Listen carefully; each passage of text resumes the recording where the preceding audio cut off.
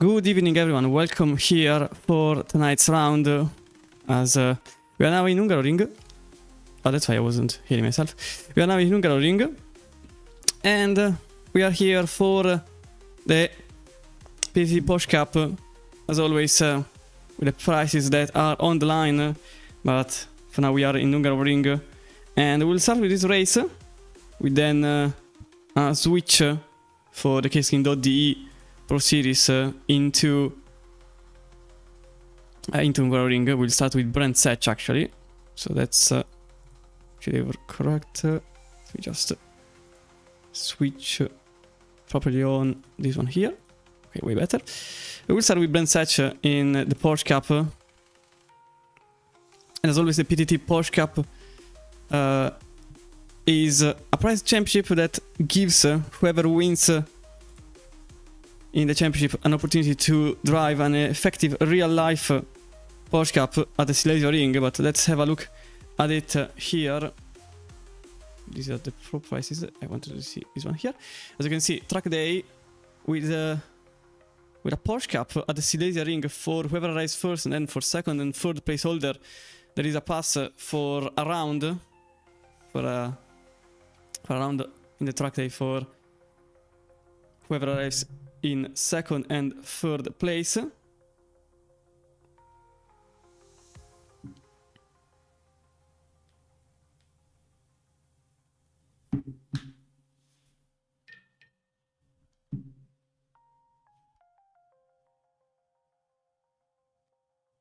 But also there is, as I said, the Keskin.de Pro Series, which will take place in Hungaroring, and also that is a prize championship. But let's have a look at every single prize for the ACC Season 20 that is about to come to an end in about a month's time, as the GT4 Series with Box 1 Racing offers prizes.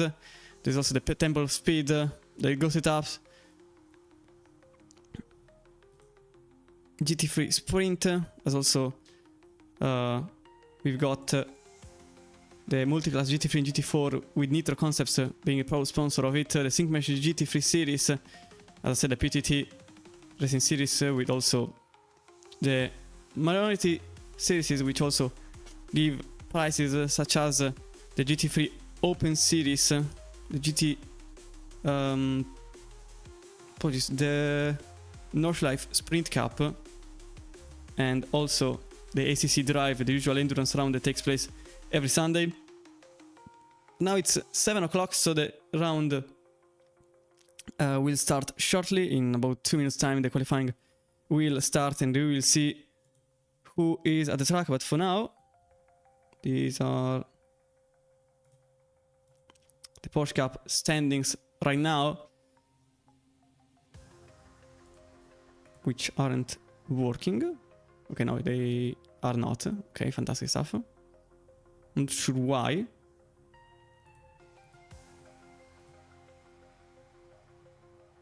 Okay, apparently standings are offline. It is very odd. Maybe the results are not. Okay, so the results are not. Okay, that's very odd. Last round it was Paul Ricard and Sascha Wasner won in front of Max Lorenz and Jan Buscher. Fully German podium for the 15 laps race. And then David Rancagno and Michael Frey completed the top 5 with Modica, Torgsen, Kren, Judemachen following behind. Let me quickly boot up ACC here. But as I mentioned, we are now in Brand Setch. The track effectively has this configuration since 2003, but the track itself was opened for the first time in 1950. The current track is 3.9 kilometers long, 9 turns, and it is co-present with the Indy circuit, the shorter 2 kilometers long, I would say roval rather than racetrack. And just here, the shorter track version, the Indy circuit, is used mostly for track day and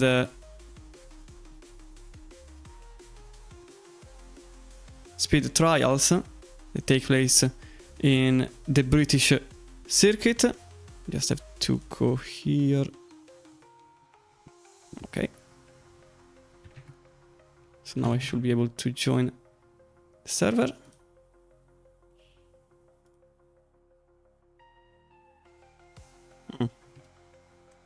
Why aren't you working? Okay, I know why. It's because the password is incorrect. I guess. So just take it from here.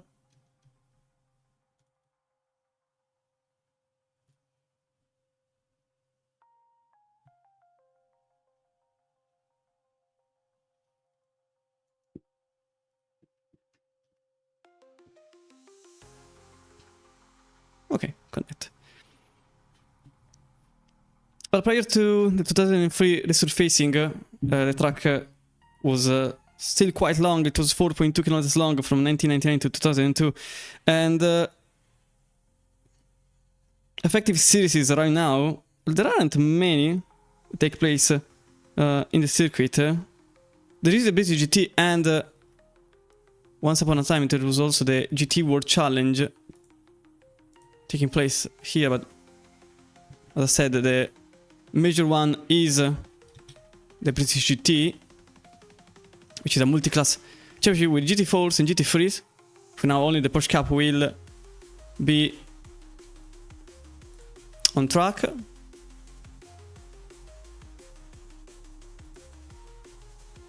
Okay, everything should work. So let's go into live. And here we are for the qualifying session, as you can see, with a little thing that's okay. No, it works. On the tower you will see the usual, so the lap times. It's been a while I haven't streamed on ACC, speaking of which. Also the manufacturer, which is not needed. The manufacturer certainly is not exactly the most useful information, considering every single car is the same car. It is the Porsche Cup, which in real life uses Michelin tires. It is with Pirelli tires here in ACC, as Jan Buscher sets at 25.8.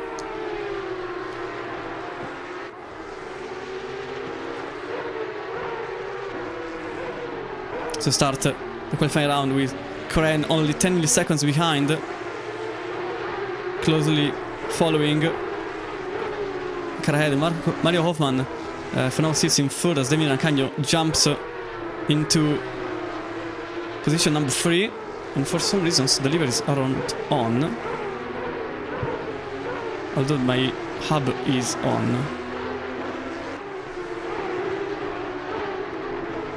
So maybe I will no, okay, the deliveries are effectively the same. I will still try a refresh if something didn't compile properly, or every delivery is just locally loaded, in which case I can't really do anything about it. But nevertheless I will try between qualifying and race to jump off and on in the game, quickly doing it. Grandes Caricas for now leading the session, 25.080 for the Visceral Esports driver, as now he was just behind. That was the car number 16, that was Pedro Prol, in 10th place at the moment, off track into what I think it was Westfield. Because now we are into Sheen Curve.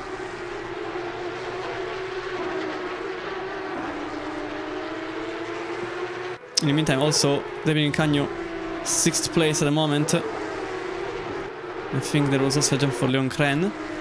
But Grandes Caricas goes across the line to narrowly improve. That's a 24.980. First drive to set a lap time below the 25 marker. And Ian Buscher for Eurobit Intensifies is in front of him. There is another car, so that could be, I won't say impeding, as Rizzo Rattiano is in position number 33 and on a valid lap time. Rivera jumps a place. So Rivera is now in 17th. Or now 18th rather. As Malman goes into... well, that's 26th place. Ian Busher slows down, and also that's impeding. As there was another car behind. That was the number 9 of Daniele Modica. It was on a valid lap time and had to brake. So that's 9th place for Modica, but certainly that was a heavy foot on the brakes to avoid an incident. So Modica will have to go through another lap. As Pedersen at the end of the lap right now and about to improve in number 13. 7th place at the moment for Pedersen.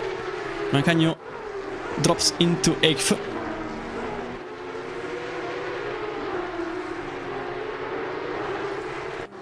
And David Salinas, who was stopped on track, but not for an incident, probably just the lap aborted for them.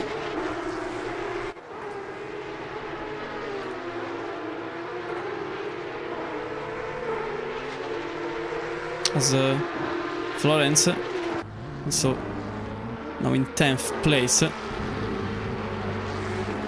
Ryan Rancagno is now in 9th. So number 8 is in the middle of second sector, going into Sheen curve. This part is very much a test on how much you trust yourself, considering it's a blind spot and you have to cut the curves a tiny bit to gain the most. Oh, that was a bit on the grass, and Rancagno's run was slowed down a bit, but that is still an improvement for him. 6th place for David Rancagno as the Predator Racing Team jumps 3 places. He's also Max Rainman. I'm quite sure the liveries didn't get updated. Daniele Modica 12th place at the moment, and Max Rainman jumps into 10th for the car number 7.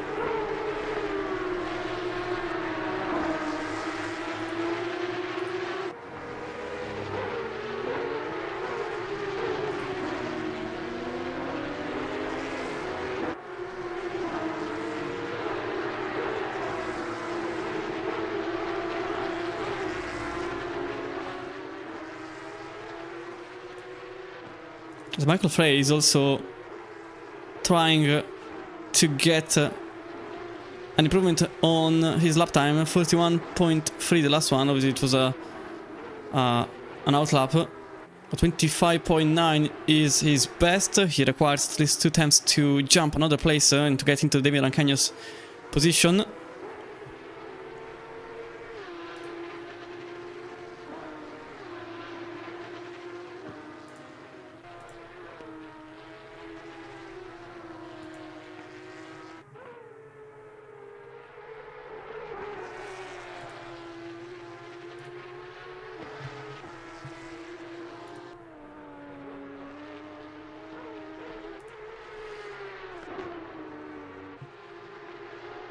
Okay.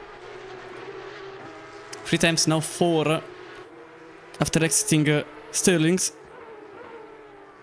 and into Clearways straight, final corner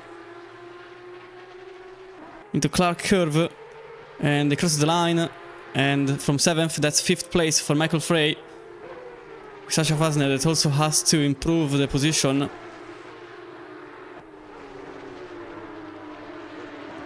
Two attempts gained so far for Wasner in the LFM Esports car. Over the curb, but also on grass, and he slows down. He decides that wasn't a good lap, and he tries again for another shot at it, but realistically he still would have put the car a little bit safer for his own 6th place.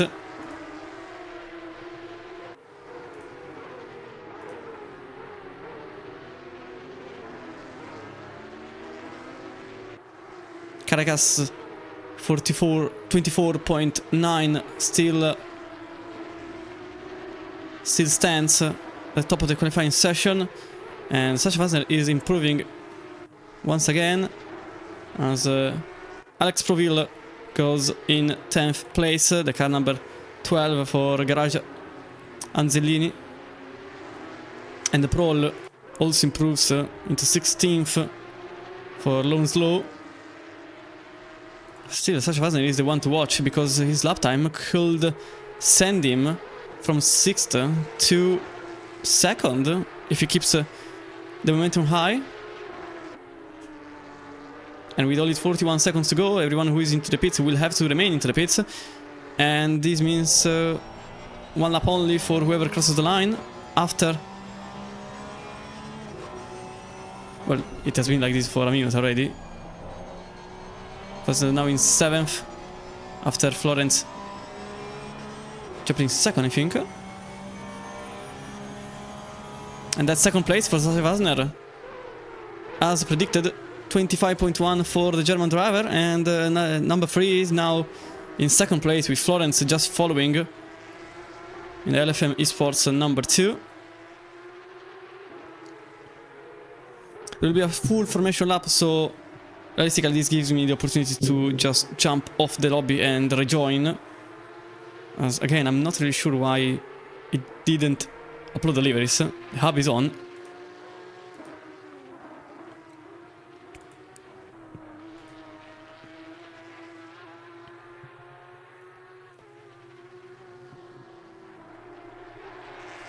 But regardless, we'll see the last couple of laps as Michael Frey jumps into 2nd place. That's number 4 that goes from 7th in the grid to 2nd. Another car that is currently improving is Mario Hoffman, and effectively it is the only car that is improving. Every other driver is not, and so for the Colorworks Racing team, this is the only car. Okay, never mind what I said. Into the wall he goes, and that's unfortunate because Hoffman was improving a lot. It could have been enough to get maybe a handful of positions, but Hoffman will have to start it from 21st on the grid. Realistically, comeback run for Hoffman there, as now the number 10 will be the last to cross the line for the other Colorworks Racing team car, and Jason Lance in 17th actually improves. At the very final corner he gained 2 temps, and Lance now is 14th. So that's the grid set for this evening. Now let me just do a thing. So this means I have to go into OBS and set with the standings. Hopefully they will work. Okay, they are not, but in the meantime I will just quit altogether from the game, so I can put deliveries. Which again, I'm sorry, but I have no idea why they were off.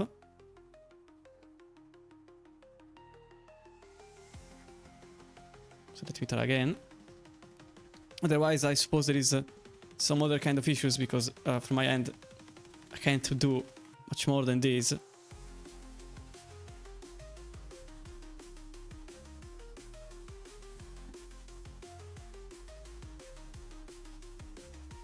Okay.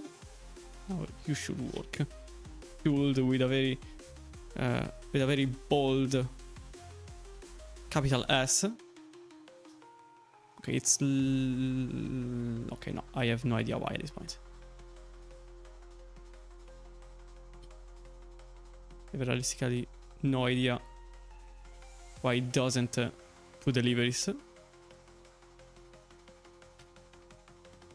I'm sorry for the Patreons, but I don't know why. So let's go back into live. Here we are. Again, with the manufacturers, it's not really useful. So let's get rid of them. And we will start with the grid.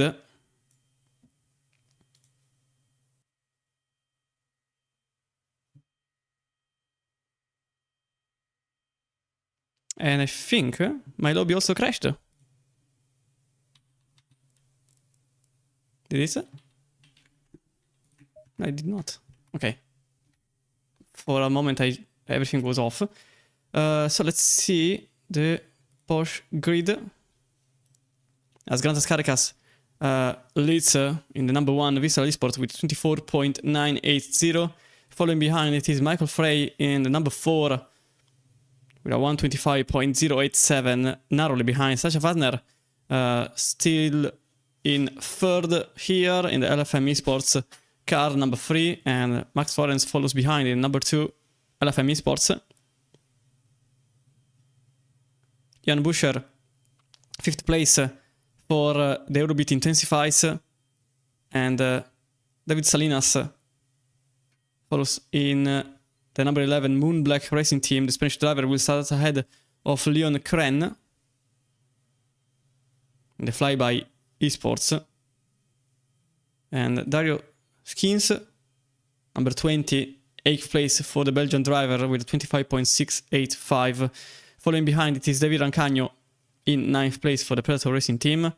And completing your top 10, it is Chris Erik Petersen in the car number 13. The Norwegian will start at the outskirts of the top 10. Alex Proville, 11th for the number 12 Garage Angelini.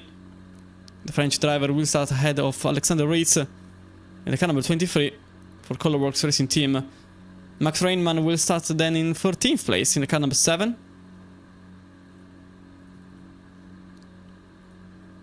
And Jason Lenz will follow in the car number 10 in 14th place. Michael Kuzmirizik, probably. I butchered this name, I'm very sorry. 15th place for the Polish driver. Daniele Modica, the Italian for Empower, will start in 16th. 17th for Pedro Prol. The car number 16 for Low and Slow High Performance. And Robert Wiedbeck in the number 18 will start in 18th place. With the German starting ahead of the number 19 of Oscar Rudstrom. He set 126.8 in qualifying. And Carlos Garcia completes your top 20 for the evening, with Mario Hoffman following behind. The Spanish driver will start ahead of the German in the 14 Colorworks Racing Team. And Zohan Fitt will follow in position number 22, with the Polish starting ahead of Lauri Stepanen, with a finish in 23rd. 24th place for Andreas Grund.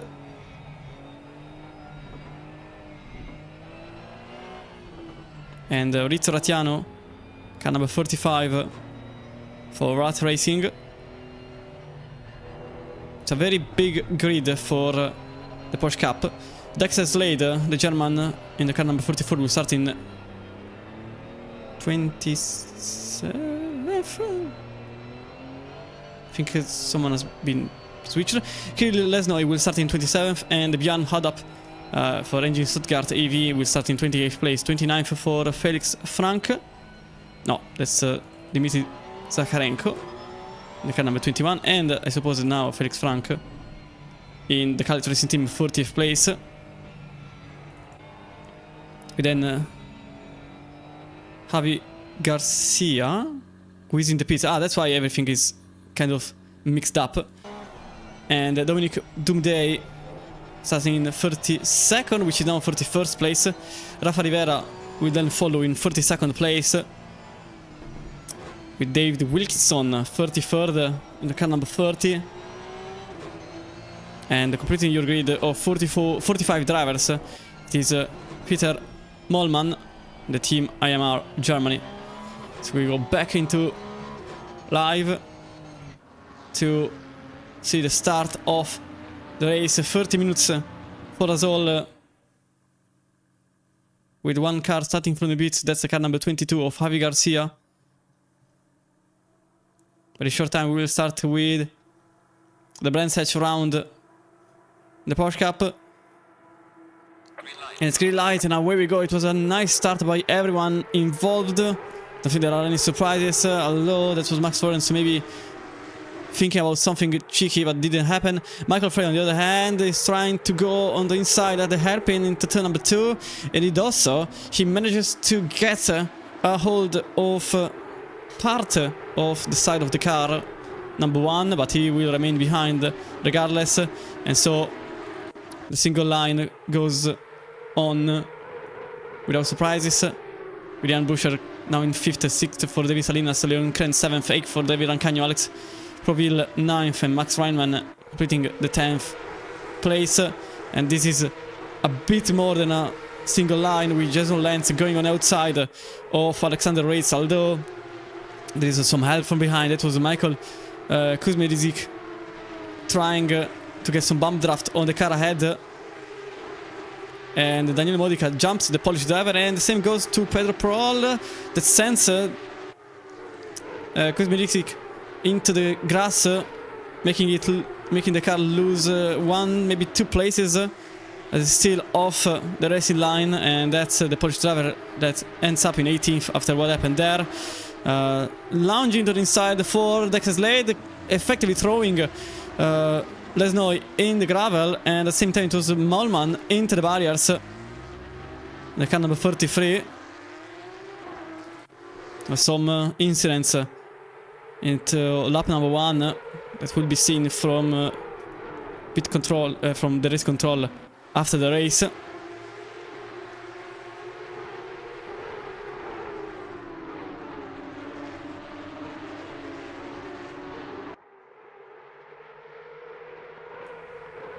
Continuing on, it's Michael Frey defending against Sasha Fasner.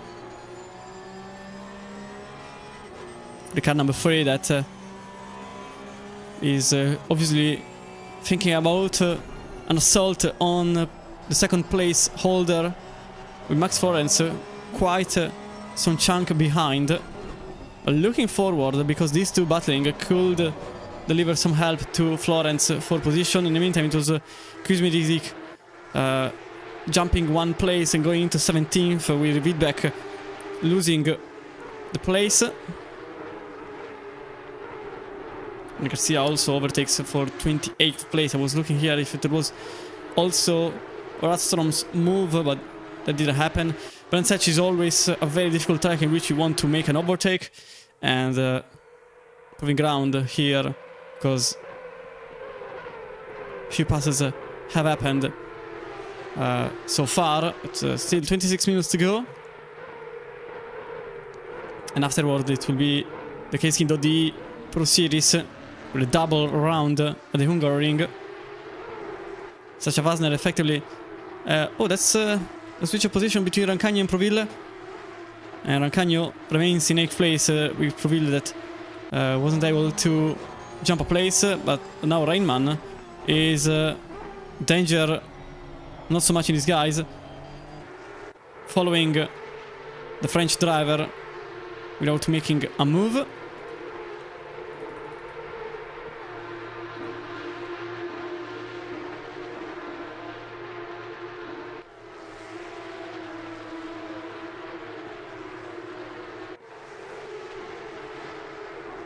As also Max Florence gained a position on Vasner and Buscher. Oh, side by side between the two. Buscher tried an attack, but David Salinas remained quite firm on the procedure, leaving no space available for Buscher. But there was clearly an incident there between the two cars. Though it hasn't been seen by the automatic race control, so let me just do a thing here. I can try.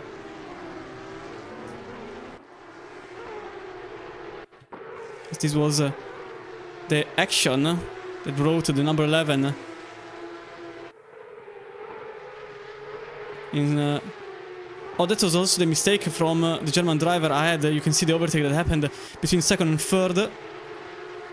And this was the other pass between David Salinas and Ian Buscher. Effectively, Ian Buscher went a bit wide in the entry phase of the right-hander.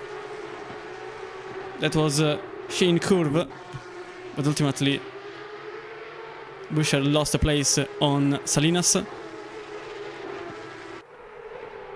Jason Lenz now very close to the car ahead. Not only close, but he actually is next to the car number 20, and that's Lenz making the pass on Skins, who also loses the position on Petersen, but narrowly tries to defend on the inside, although with less speed. But Petersen is now on the right side for the last corner, so this means that 13 will have the better racing line, leaving Dario Skins with 13th in his hands. And now also behind Alexander Ritz and Daniele Modica switching places.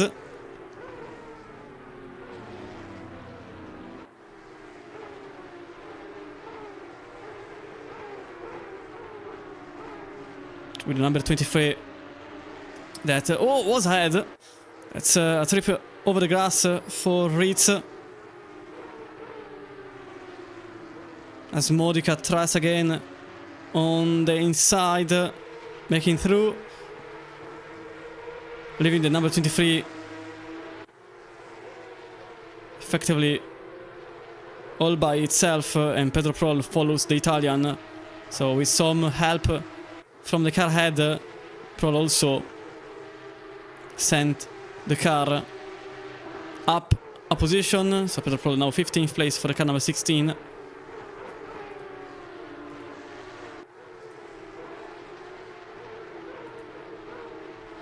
And the stream was off for a very brief second, I think. Not sure why. I don't have a single dropped frame on OBS, so probably Twitch acting up. As Ritz also overtook Kuzmi Rizik for 16th place, but it's still not over. As you can see, the Polish driver is now trying the offensive on Ritz, and he manages to do so with a Polish driver that makes it difficult for himself without closing the door on the inside, although there wasn't really any method to do so, as Ritz was still there narrowly, but he was still with the bumper next to the Polish driver's car. And now Wittbeck is very close to the number 15 ahead.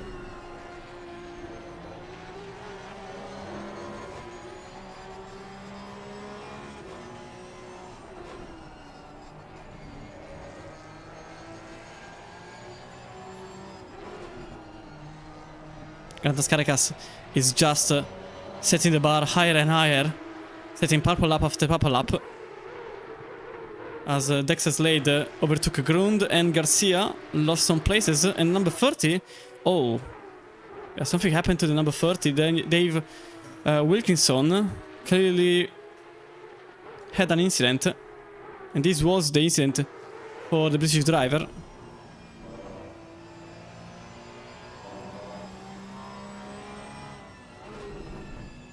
See from the onboard. Oh, he just lost the rear, and unfortunately hit the barrier because of it.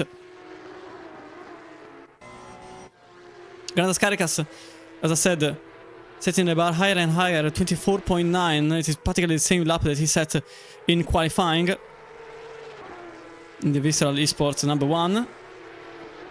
And you might be wondering why they are able to set times similar, if not even better, than qualifying runs. That's because the tires are... Oh, Florence is into the gravel! Florence into the gravel! The car number 2, and he gets overtaken by Buescher while going back on the tarmac, but this is what happened to the number 2.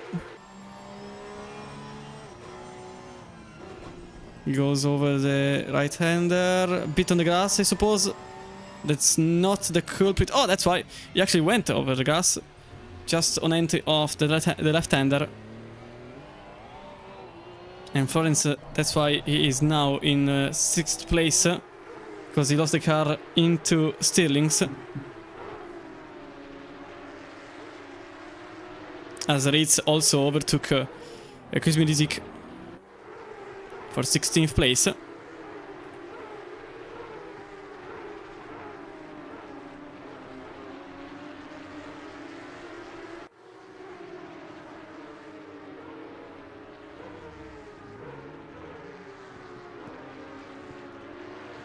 And the car is into the pits, I can hear. And that was the number 30.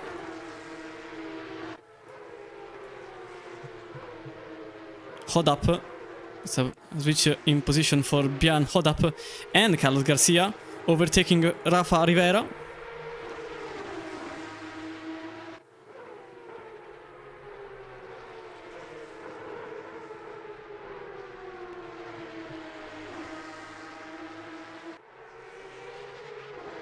And Proville, yellow flag for Proville. He was in 9th up until now, but Max Reinman overtook him. And this is the reason for the number 12 losing time for Garage Aserini. Same place as earlier. Oh, he just... No, actually, yeah, he hit the barrier. He hit the barrier with the rear of the car more than the front.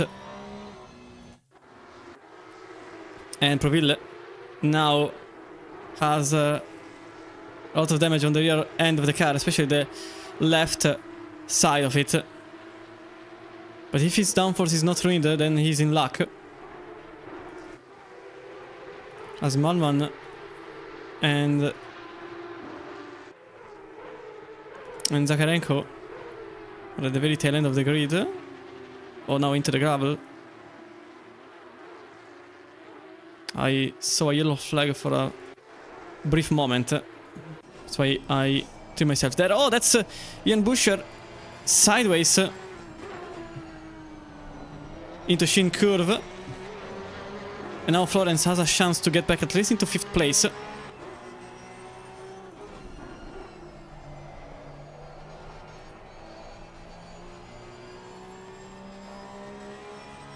But I'm starting to think that this livestream is a bit cursed, as some odd things have... Oh, Rizzo Ratiano is in a very odd spot. Number 35. But Ian Buescher... Oh! What happened to Ian Buescher? The number 5 has crashed the car somewhere and lost a place on both Florence and Kren. We'll see both incidents when there is a chance for it. The Eurobit intensifies. Number 5 is clearly not okay, not entirely. And there is another incident. This time it is Oscar Radstrom in the number 19 that had an incident. The VP Speedshop.com. It's not David Salinas is here in 4th, what I wanted to see here. Ian Buescher. So 3 different incidents that happened in practically a single lap. With 16 minutes to go. Let's have a look at what happened to the number 5. So he was fighting with Max Florence. Into turn 1 he goes, a bit long. Cuts... oh, he just lost the rear. And then he went into the gravel, jumped a tiny bit more and... Oh, yeah, that's why he lost 2 places and the entirety of the front end. So Alexander Ritz also lost 2 places, this time on Kuzminizik and Vidbeck.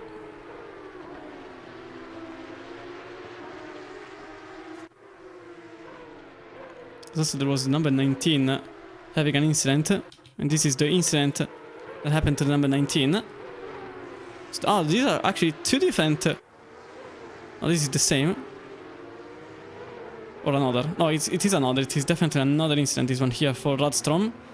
And oh, that was a contact with the car behind. That's why there was a yellow flag for him. It was a contact with the car behind him. I think it was... okay, it's a bit difficult to understand. I think it was Alexander Ritz. I'm quite sure about it.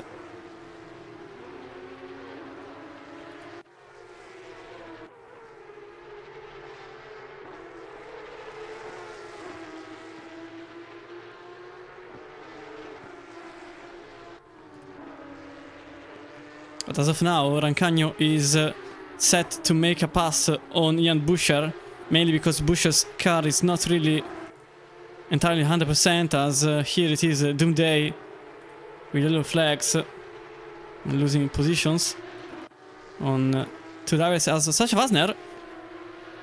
No. Okay, nothing happened actually. It's still the same.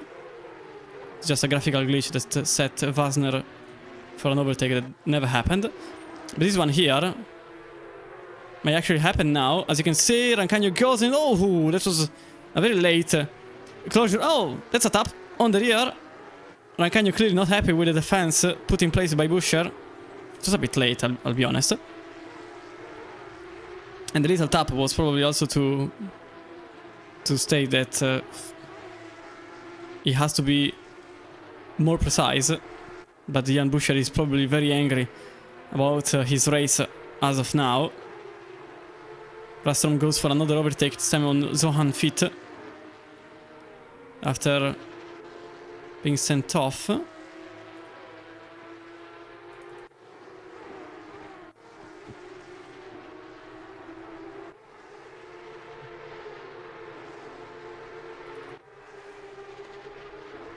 There is a pack of cars battling for position number 10. Alex Proville is basically creating a train, as you can see on the tower,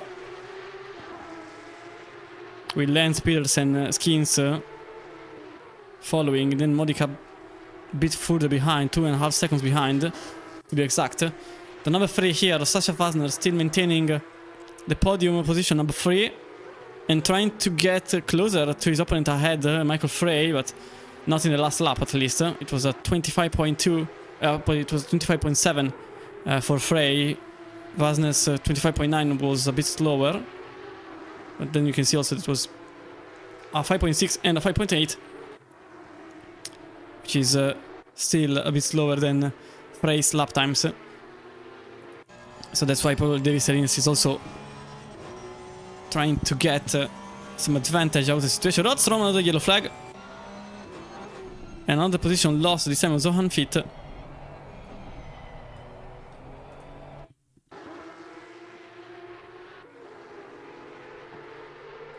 Which I think it was an incident into turn number 1, going very long.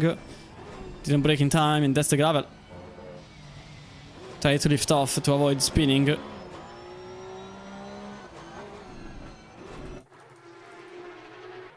regardless, we go back into third. Or fourth rather, as David Salinas here for us in the number 11. At this time he is very close, with Wasner defending the inside instantly.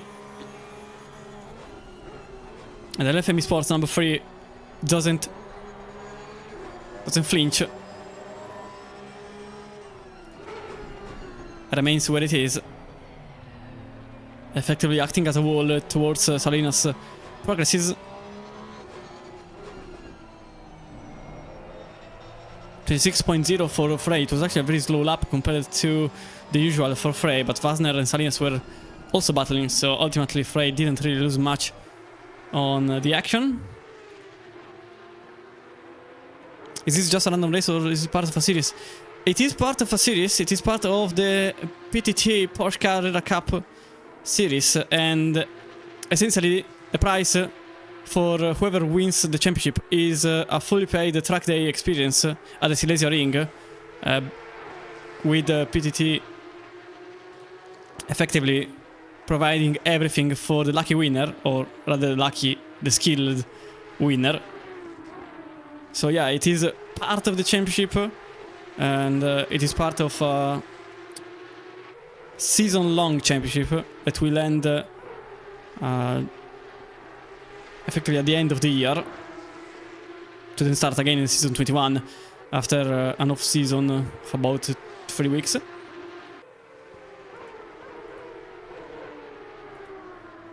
And all of them are effectively fighting for a spot. Also, second place and third place holder receive a little price compared to the effective win, as Ritz goes for a move into Vidbeck's place on the outside of the last corner, so probably a mistake by Vidbeck. Matter of fact, now Hoffman is on the offensive and goes for the move into turn number 1. That didn't succeed. So this will bring Vidbeck back into a defensive position. Maybe even an attacker position. Here it is, still the situation unfolding. Let me just go here because I wanted to... just broke everything. Nice. I wanted to see here, to be perfectly fair. There is a visit to a race weekend from PTT Racing for whoever arrives in second, third. But there is a full test day in a cup car at the series ring for the winner. That is the main prize for the championship. More info after the race, because also there is the Kskin.de after this one with a 10 minutes recess, in which I will do the usual post-race studio. And then there will be another championship effectively with a double race at the Hungaroring. Meanwhile, oh, there is a car off. There was a car off there. That was the car number 22. It was Javi Garcia in 44th place as Chris Eric Peterson moved up a place. Or was it a graphical glitch?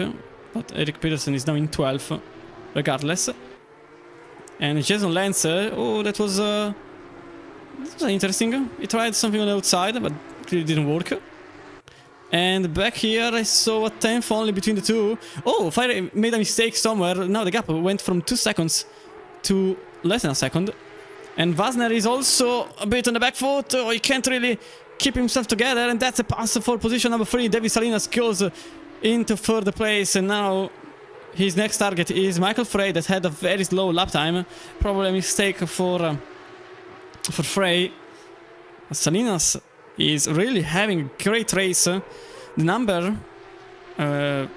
number they've got is their relative strength against the field. So technically, Salinas should be 11th for his strength, but he's actually in third. So this actually puts his progresses to a step further. He is having a great race, and he's having, technically speaking, an outlier of a race. Maybe it is just the beginning of his rise. Who knows? I didn't forget about Grandas Caracas, but his gap is already 6 seconds. He has the fastest lap of the race with a 25.145. And Jason Lance, the car in 11th, spun at the end of turn number 2, and now has to be losing, or rather even bleeding places. Jason Lance was already quite nervous and loose into turn 1, then into turn number 2. Oh, he went on a throttle too early and tried to accelerate his way back into the racing line, but it was a bit too late and everyone else was already passing by, and he is back into 16th place, number 10. Unfortunately, that's a huge loss of positions for Lance, who is now behind Kuzmi Rizik. But again, you can see how loose the car is, but with 5 minutes to go, they have to keep themselves together. And I'm not really surprised to see all of them struggling. This is a track that is very hard on the tires. Tire wear is very high, and more importantly, the majority of the track is a right-hander with just a handful of turn swing. A left-hander. That was Ancanio going on the gravel. Effectively, I think only 3 corners are left-hander. And yeah, I'm correct. Graham Hill, Bend, Surtees and Stillings are the only 3 left-hand corner. Otherwise, every other corner is a right-hander. The entire track is a right-hander practically. these cars don't have traction control, so that's a reason more to... Oh, yeah, that's Lance. Completely out of tires, you can see. He just lost 3 places. Oh, not 2, actually. 2 places out of turn number 2, out of Druids. That's because the rear tires are not there anymore. He butchered them during the race. Remember, these cars don't have traction control, so they can't really trust the electronics as usually do in a GT3 as... okay, no, there's another graphical glitch. But now it's only 2 attempts between Frey and Salinas. Salinas is really taking care of the tires. He's not really the quickest of the 3, although he has the best lap of the 3, so actually he's also the quickest, to be honest. But he has also been the most consistent one, and he has been saving the tires as Rainman. Okay, nothing happened here either. Another graphical glitch. But let's see here. Maybe something changes. And the answer is actually no.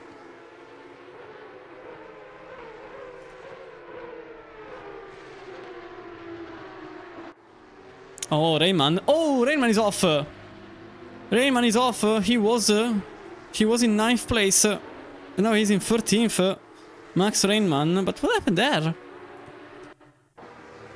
Is it a contact? I mean, he was battling with Roville. So let's have a look. Oh, he just braked on the grass. Oh yeah, he just braked on the grass. Roville was fully innocent. And he lost places because of that. Less than 3 minutes to go. As Carrera starts another lap, but probably this will go on for another 2 laps. Maybe not, actually. Oh, okay, yes, it will. Narrowly, but it will. Maybe. I'm not sure. It was very close, because you need 2 minutes and 52 seconds to complete 2 laps. And probably Carrera just passed below that. But we will see at the next reading. If it is less than 1 minute and 25 seconds, it will be the last lap. It's quite an easy problem to resolve. You just have to wait for Carrera to cross the line once again.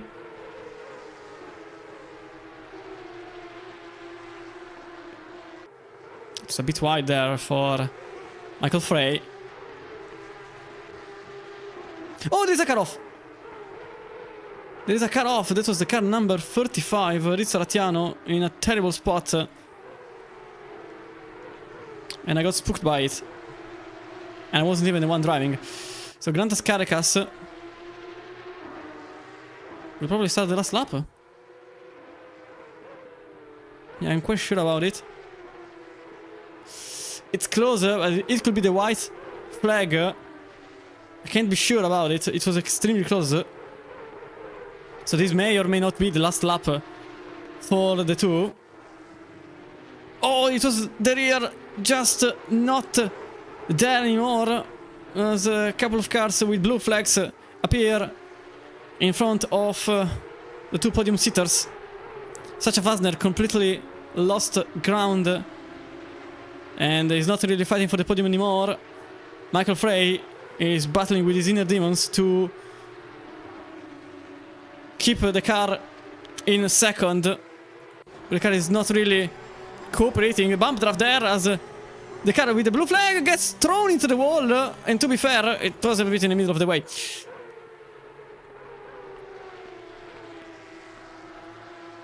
As Salinas will have heavy words for whoever that was. That was the car number 33. That was Peter Malman, who for some reasons, to be fair, was trying to get into the slipstream of Michael Frey while the 2 were in a battle. And I think Caracas will conclude the lap. That was also the car number 26, stuck in the gravel trap. But Grantas Caracas wins the Brands Hatch round in the PTT Racing Porsche Cup Series. And Michael Frey will conclude in second, with David Salinas completing the podium in third. Sacha Fasner completes in fourth, And Max Florence 5th place for the LFM Sports number 2. Leon Kren will arrive in 6th, and 7th place only for Ian Busher, although with a car that is without the left front part of it anymore, still stuck in the middle of the barriers into turn 1. David Rancanio completes in 8th, Alex Proville in 9th, completing your top 10. It is Chris Eric Petersen with Arias Skins in 11th, Daniele Modica in 12th, Max Reinman completes in 13th, 14th for Pedro Prol, with Mikhail Kuzminizik in 15th, 16th for Mario Hoffman, Jesper Lenz, and then Alexander Ritz with Vidbeck and Sepanen in 20th place. Johan Fitt with Radstrom following in 22nd, Garcia in a bit of a land of his own in 23rd place. Then we've got Slade to complete in 24th place, 25th for Bjarne Hodap, and Andreas Grund follows in 26th. Rafa Rivera 27th for the car number 28, and completing the lead lap runners Felix Frank and Dominic Dumday in 29th place. Lapped cars Dmitry Zaharenko, Kriliv Lesnoy, Javi Garcia, Peter Malman, Dave Wilkinson, and Rizzo Ratiano. Completing your 35 cars grid. Again, apologies that the deliveries weren't on. I have no idea why. I simply have no idea why.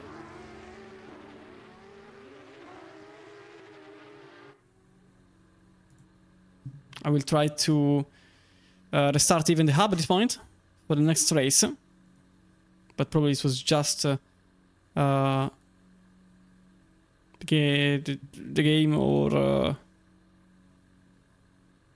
or the system not recognizing me in the race for this one only, I hope. Because I can't really do much more than this. And these are the full standings, only 4 times between Frey and Salinas.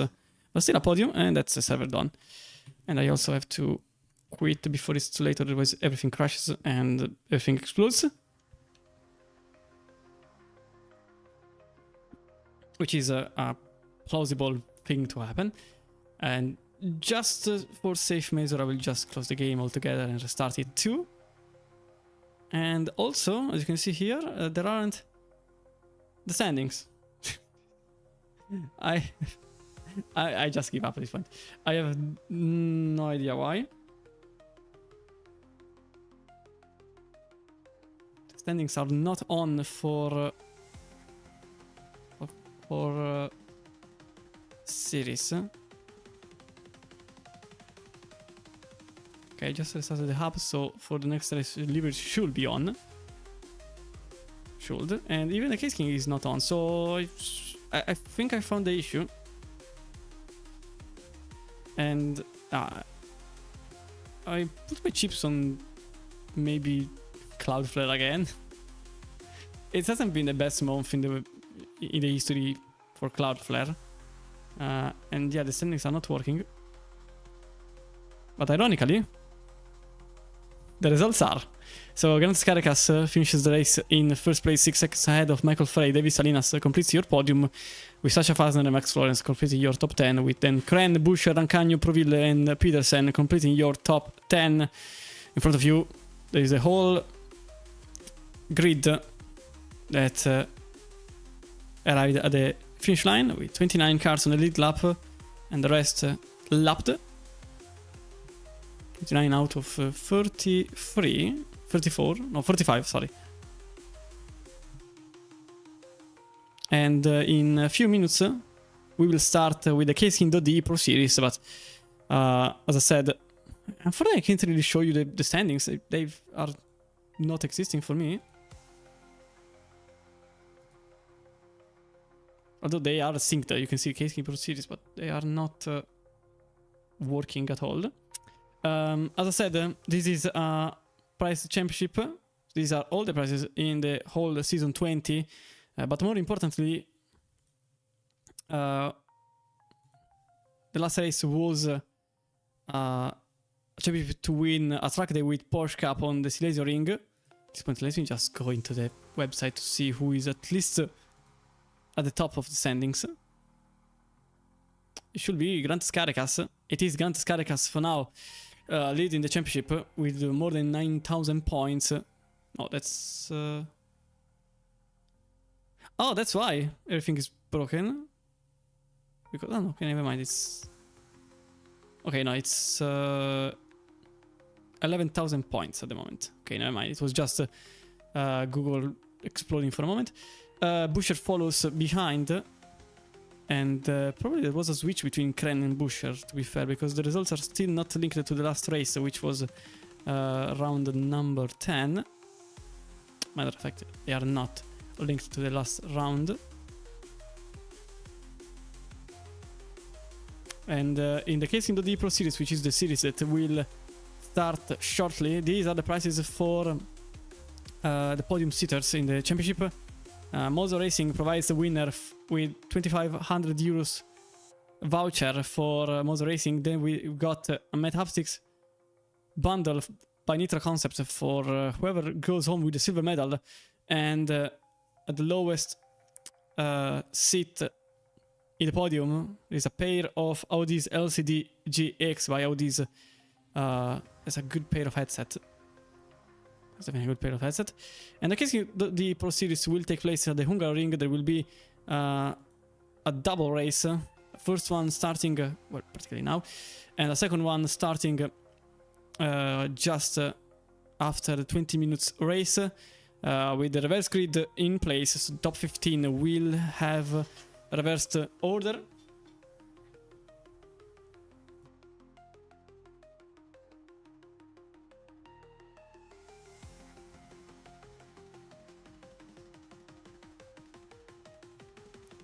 And for the rest of the calendar, this is the calendar in its entirety. As you can see, there is a little spot on the 12th week. That's because there is Christmas for the Pro Series. And so that's why the championship is actually 13 rounds long.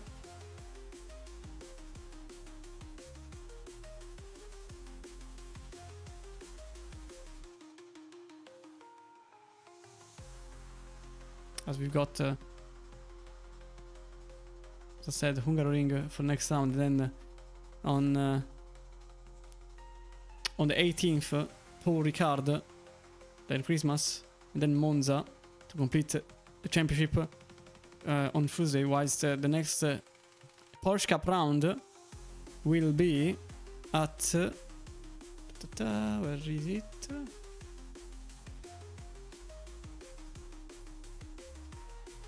Here you are, Porsche Cup. At Imola. Next round will be at Imola. And we will see probably a winner in the championship. In the name of Grand Caricas, we will see. But regardless, let me just go into this. I still want to try once again. So I have to switch the track because now we are into here. Here we are. Let's try once again the results. I don't think anything changed.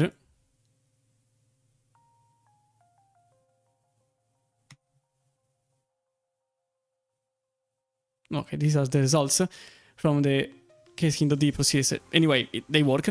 Eric Delfante won the race in Suzuka with Mirka Sav second, Sasha Fasner in third, BTMX and Julke van der Meer followed in 4th and 5th with Frey, Lindblom, Forsch, Van Rossem and Wojcik completing your top 10. These are the full results from Suzuka from the last week. In the meantime, I will use these results as a bit of a as a bit of wallpaper for me, because I have to join the race and the session, and hopefully deliveries work this time. Just to be safe, let's go for another update. I don't think anything changed, but let's try anyway. It's free practice anyway right now, so nothing is being lost. Well, possible free practice is already over, to be fair. Let me get into the lobby.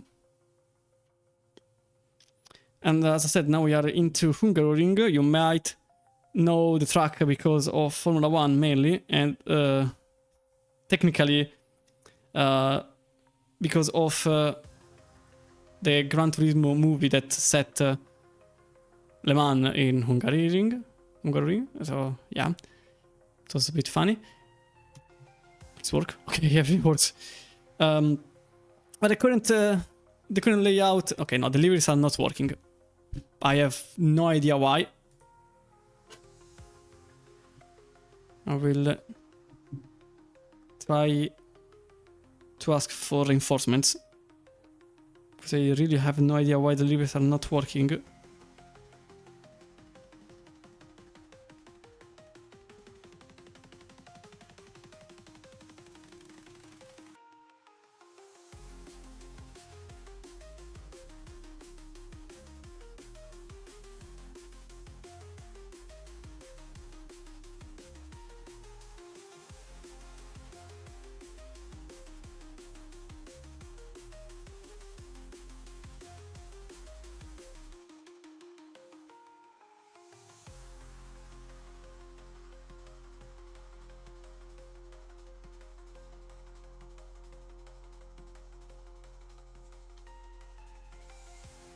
But for now there aren't deliveries on, which is something that is not easy to correct, because I can't correct them. There is simply no chance for me unless I do this. But still nothing. Why? What have I done?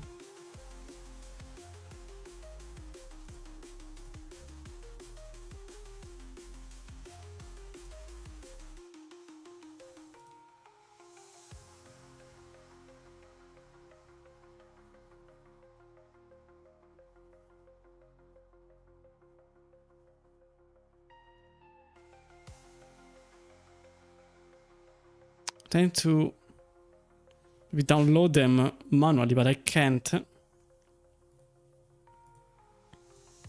And I'm quite sure that they should work, unless I do.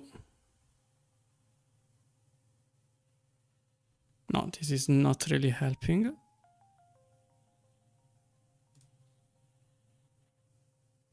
No, okay, I simply cannot.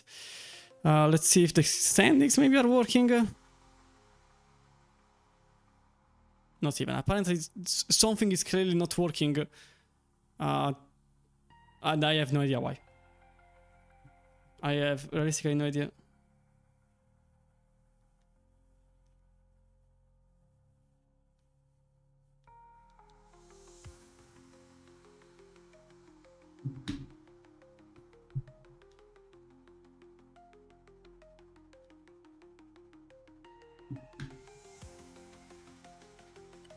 Yeah, unfortunately, no idea why and how I broke everything in a single evening.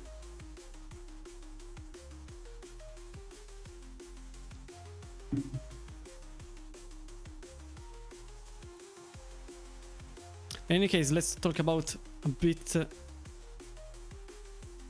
of trivia regarding the Hungaroring racetrack. As I said, you might know the track because of Formula 1 with the Hungarian Grand Prix that takes place here since 1986. But also there is the International GT Open and the Porsche Carrera Cup Benelux that took place this year for the first time. Italy, in the next year, there is the TCR Europe. Somehow the TCR Championship is still not dead. I'm quite surprised because the WTCR simply had a terrible fate.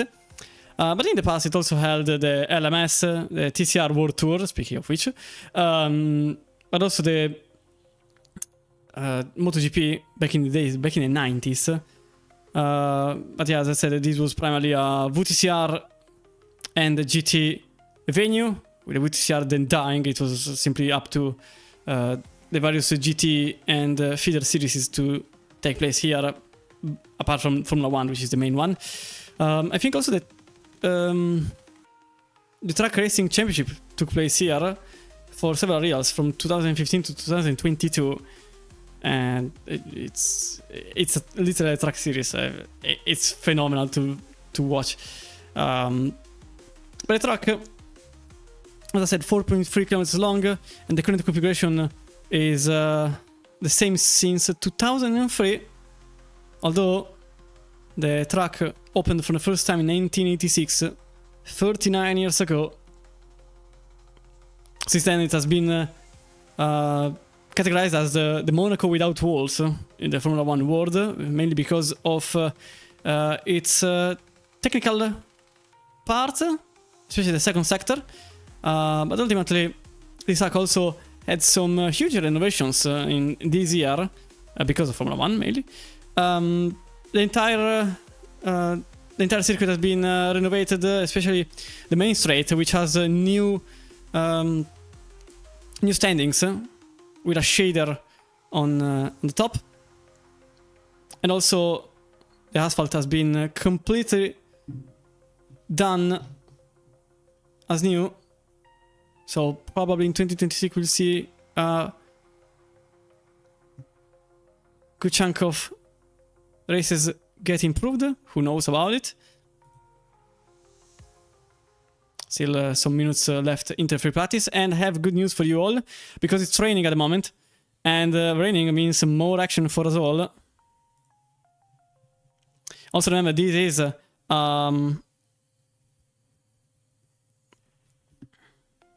a second.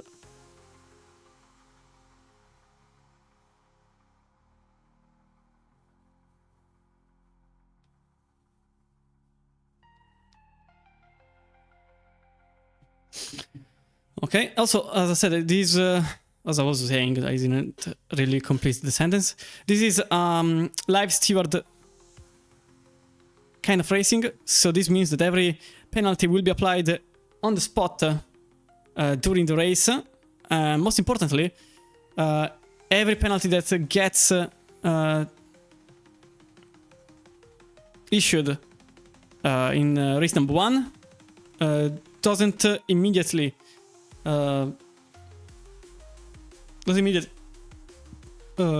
get issued, because the top 15 has to be reversed afterwards. And so a possible penalty could actually improve some driver's position at the start.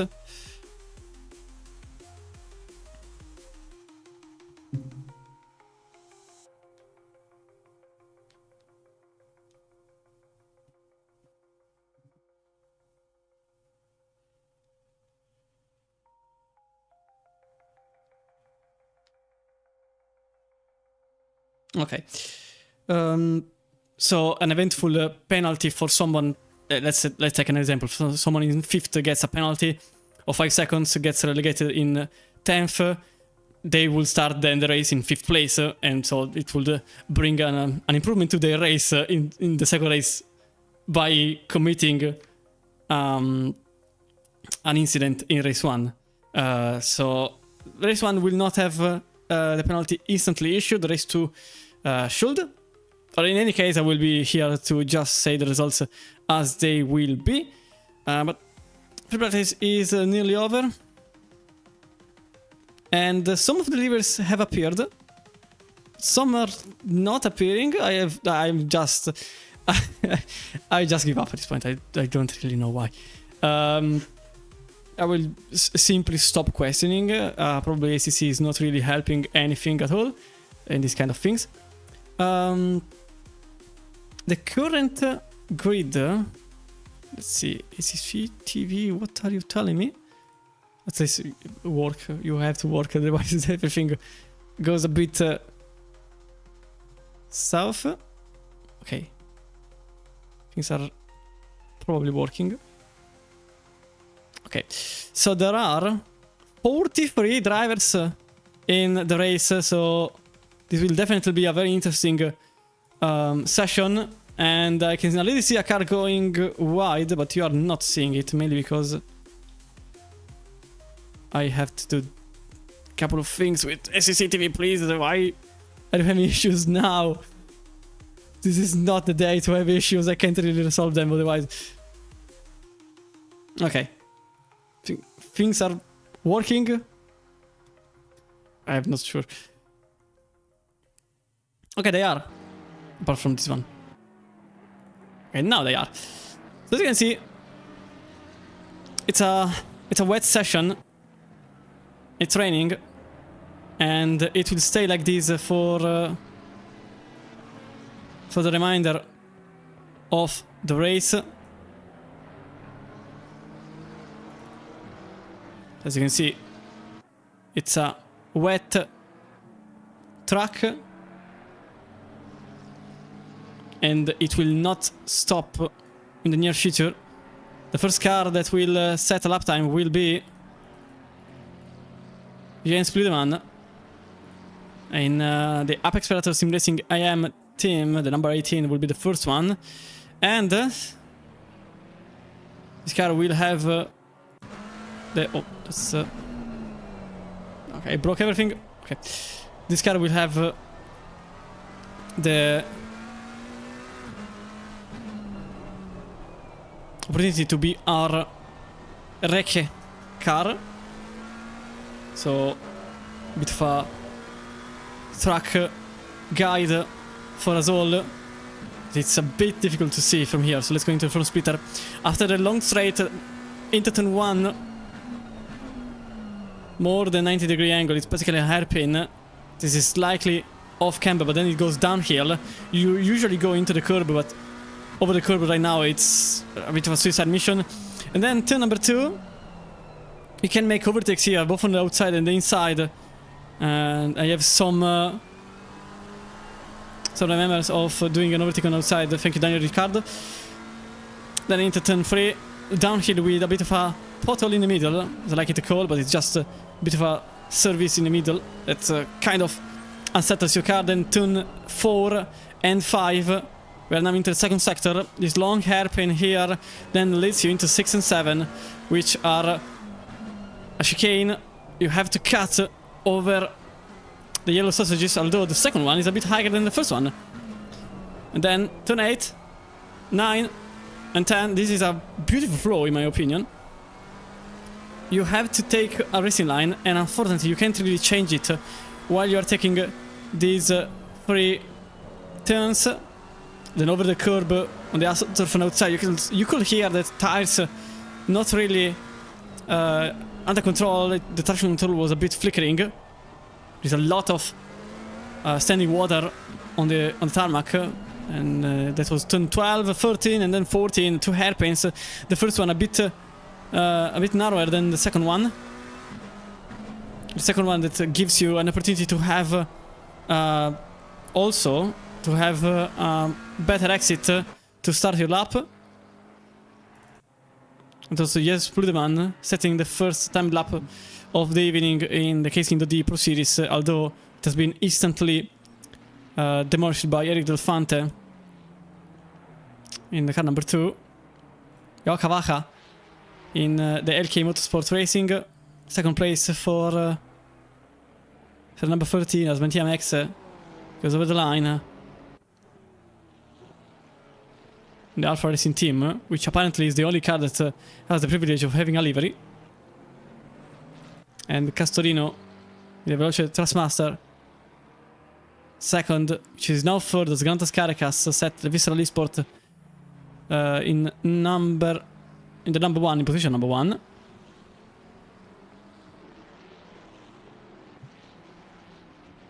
Milan Kiss, Sunset Outrun, 4th place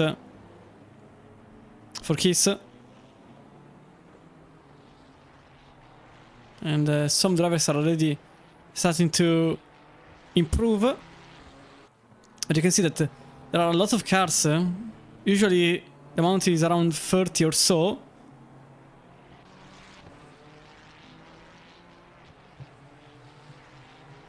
Now it's 40, 43. It's a bit of a packed lobby, this one here. Kevin Bellick in the Bellick GT Racing. 6th place for the Lamborghini driver. So Mattia Max was going slow.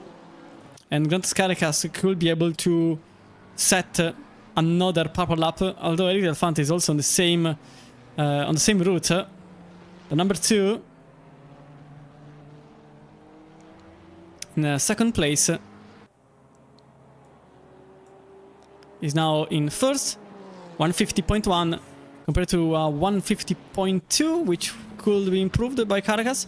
Also important to say that the track will improve with the standing water that will go away as time goes by, and also because you can see also on the upper right part of your screen that the rain will be less in 10 minutes. No, apologies, that's actually the opposite. The rain will be more in 10 minutes, in 30 minutes will be less, but this session will end in 8, so it doesn't really count. 50.0 for Gigantas Caracas. Putting the number 2, 37 milliseconds behind. And the gap to Amedeo Castorino is huge at the moment. The Rotator Master number 3 is not really improving either. And the gap could remain 4 times, so that's Kevin Belly going sideways. In the car number 11. And the lap will be aborted with also Mattia Max going a bit around. Ylke van der Meer for X Racing Team.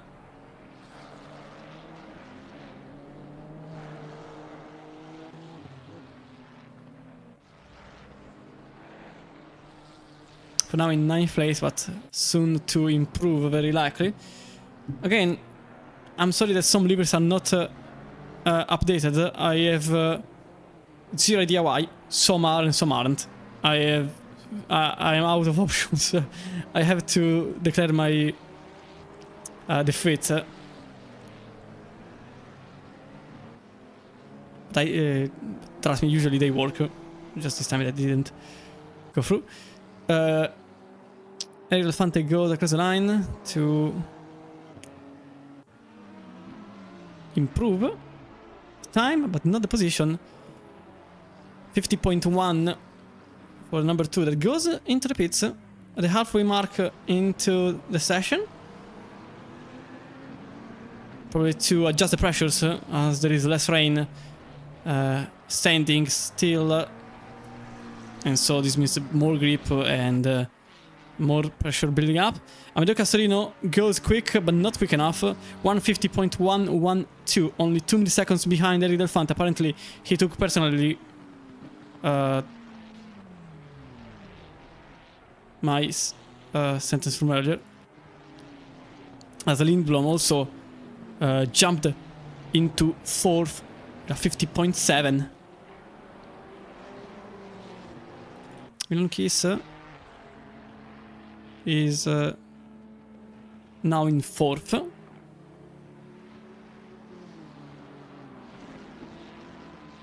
And Gigantas Caracas could actually improve his lap some more. But as I said, everyone will improve. And you can see 30 minutes, no more rain. It will be great if this happens in the race, mainly because of pit strategy and the difficulty of changing conditions.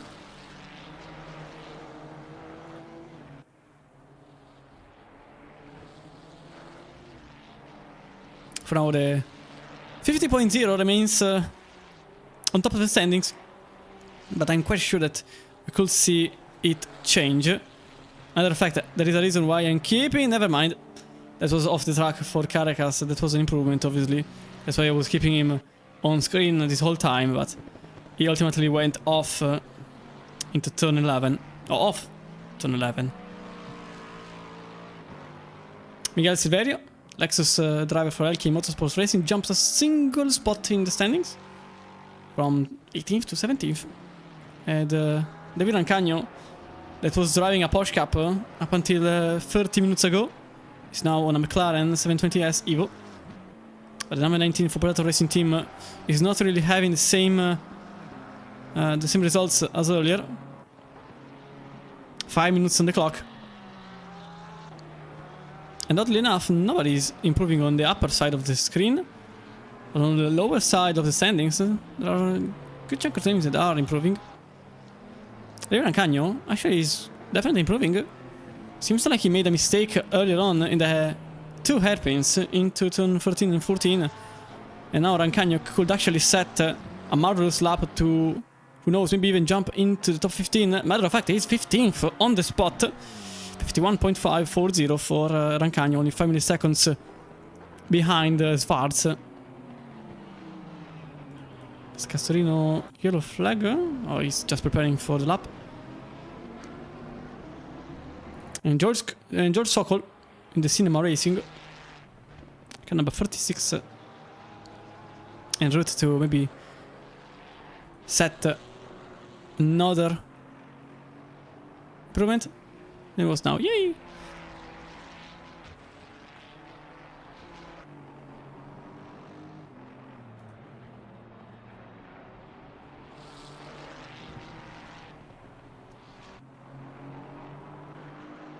So, George Sokol, number 36.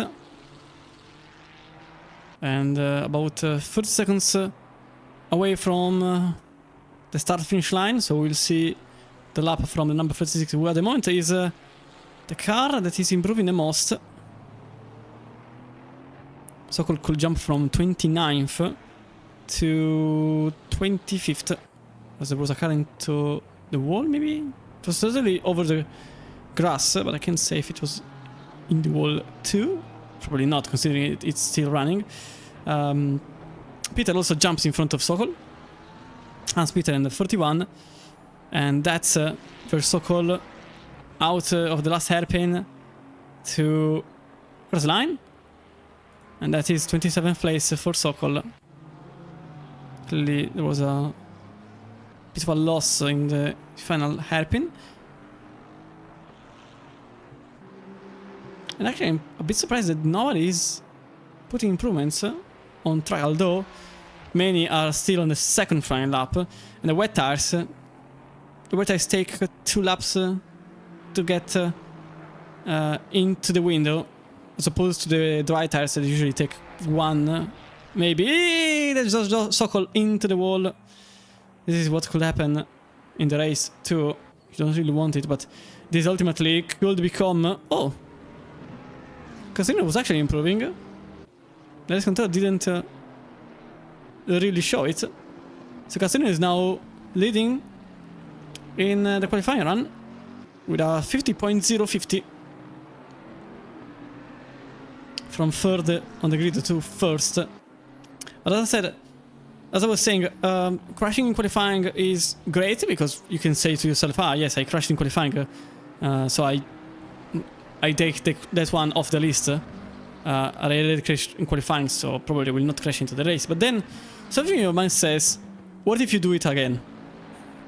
So it's a bit of a loss of stability when that happens. When you crash in qualifying, there is a worm inside your brain that says, what if it happens again on the very same spot too? And it hurts your confidence. You can take the positive approach, as Michael Frey jumps a lot of places into 20th from effectively 30th.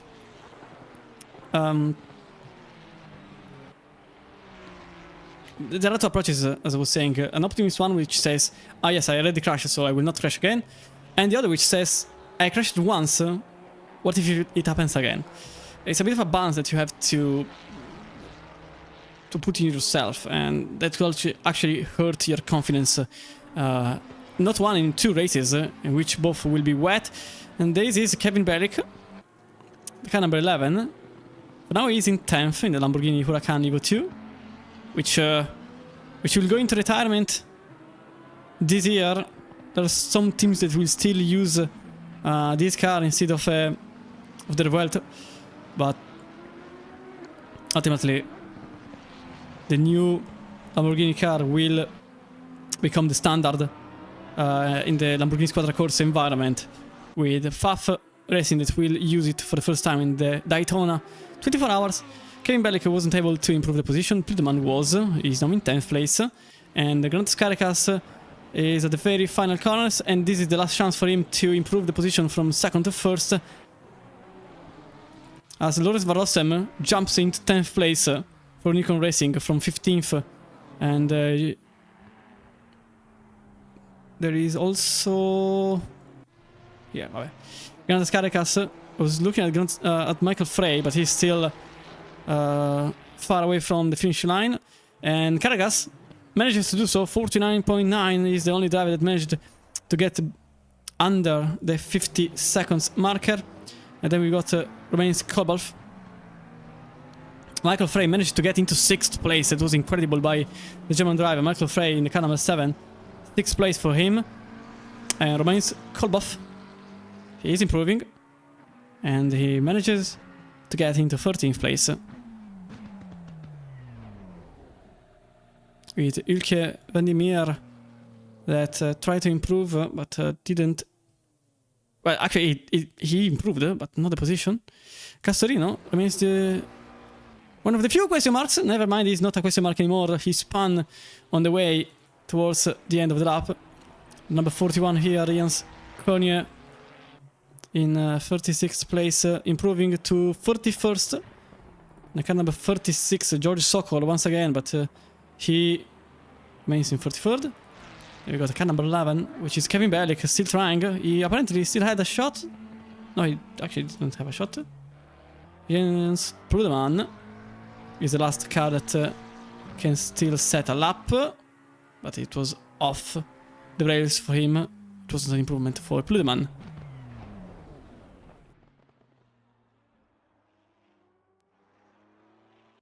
I want to see if there is already a penalty issued, which I can see. During qualifying, you can see there are 3 penalties. 2 of them are a warning, but there is actually an effective penalty, which is... let me go into my penalty board. Well, I can just look at it, it's not really difficult. 5-second time penalty for not holding the brakes and causing a collision for the car number 36. And that's the first of 4 penalties. Car number 46, which is George Sokol for Cinema Racing. He already has a 5-second penalty for the race, and you can see in 30 minutes or less, the rain will stop, but the race lasts only 20 minutes, unfortunately. That's a very unfortunate timing, because I really wanted to see things changing during the race, not after the race or at the end of it, because it's completely useless otherwise. Let's see if the grid is already set. In the meantime, let me just put forward the manufacturer. Okay. So let's go into the grid.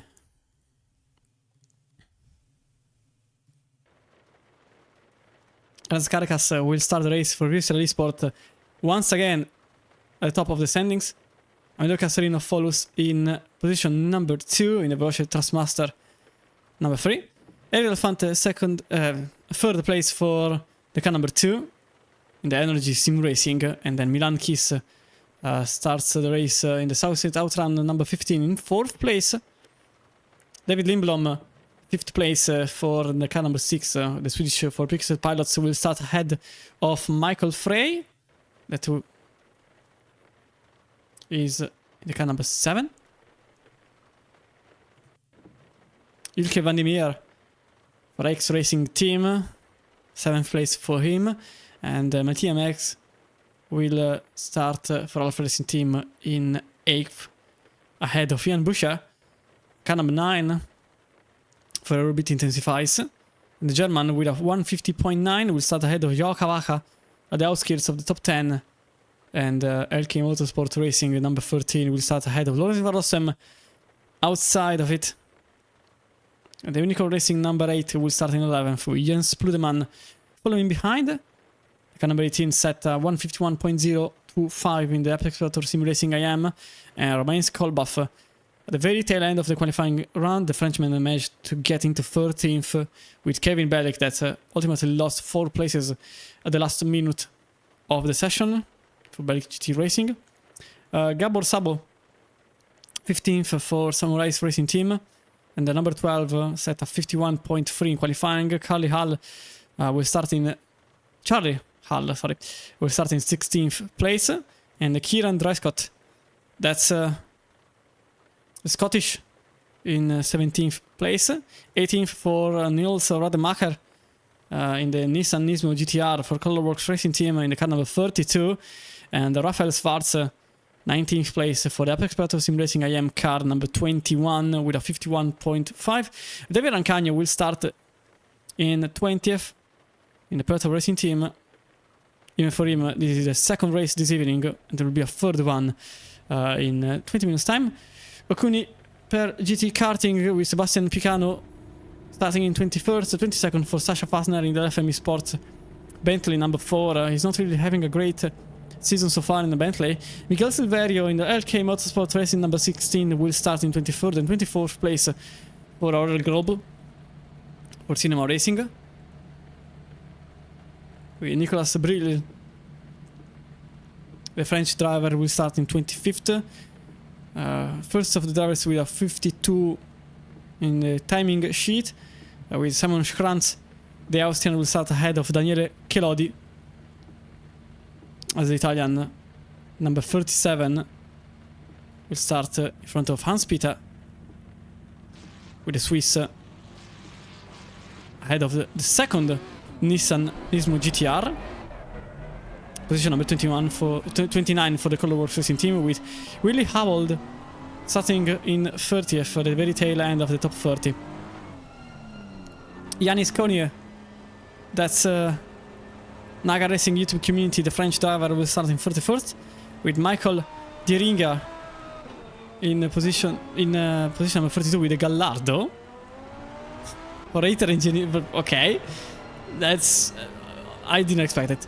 George Sokol already has a 5-second penalty and will start in 43rd, 44th for Paco Rodriguez in the Moonblock Racing team. The McLaren number 24 will start ahead of Henry Orshkin for Eating Curbs Racing.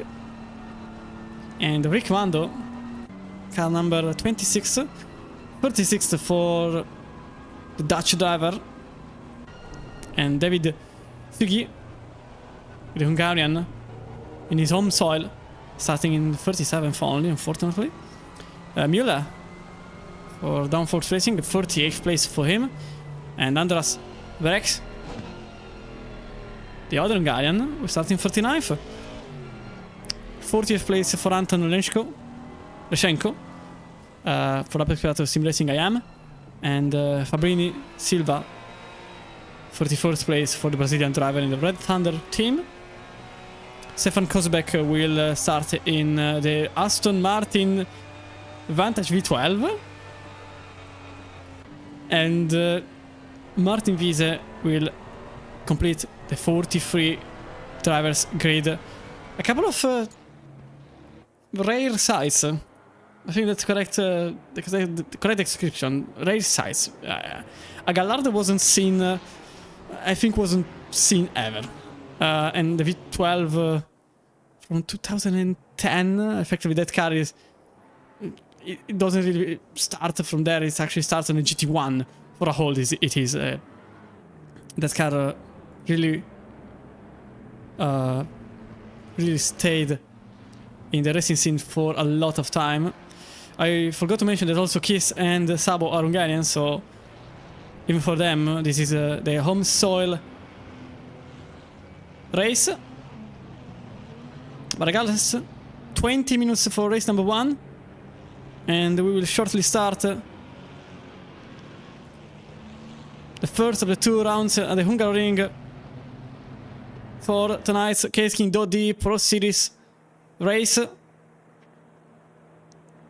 With Carrera's leading, and it's green light, and away we go. It was a better start for Castorino, although the second phase of acceleration was on Carrera's side. As you can see, everyone is already taking a side, although I don't really expect a clean start. To be fair, there were some contacts, and matter of fact, as you can see there on the backyard of the field, there were a couple of cars colliding and going in touch interaction. There was a yellow flag. You can see also there was a car on the AstroTurf going very much wide. But for now, Caracas and Castorino remain one after the other. Cavaca goes for the move on Belek, that went from 14th to 11th, and Friedemann is now in 12th place, although nothing is... Oh, there's a car sideways! Oh, there's a car in the middle of the way, actually. And there is a mass crash. There is a mass crash. I said there could have been something huge happening, and this is something huge that happened. Mass crash here, several cars involved. I think about 10 cars were involved altogether, and then there was another incident that was, I think, the car number 14. I saw maybe. That was Daniele Chelodi. That was Daniele Chelodi that sparkled a yellow flag. We will see the initial incident afterwards. 17 is already in the pits. Into the garage. And unfortunately the rain took some casualties. I tried to get as much as a wide shot as possible. Joao Cavaca is into the wall. Joao Cavaca into the wall. He was 10th. He was 10th. This will be seen afterwards in the replay. But Joao Cavaca is now 18th. With everyone that gains a place because of it. Well, everyone up until Miguel Silverio. And Mattia Max could be able to jump a place, but it doesn't try an attack. He remains in 7th, and this actually leaves an open door to Ilke Vanimir that so for now sits in 8th, but could jump up a place. And Willie Hubbold drive through. Oh no, that's an incident. Okay, yeah, that's because of the incident. Correct. We'll see afterwards what happened to the cars involved earlier during the incident.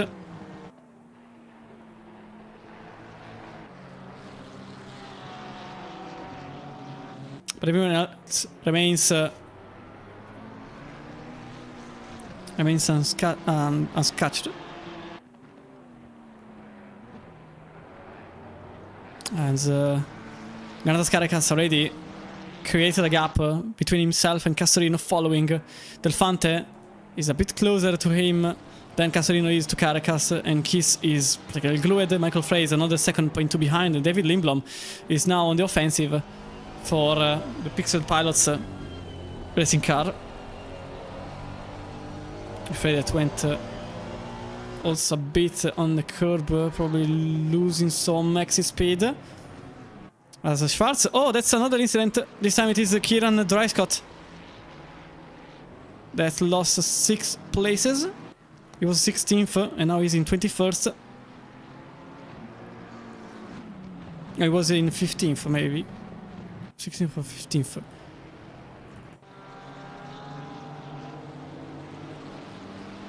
Lindblom on the attack on Michael Frey that lost the rear out of the last hairpin.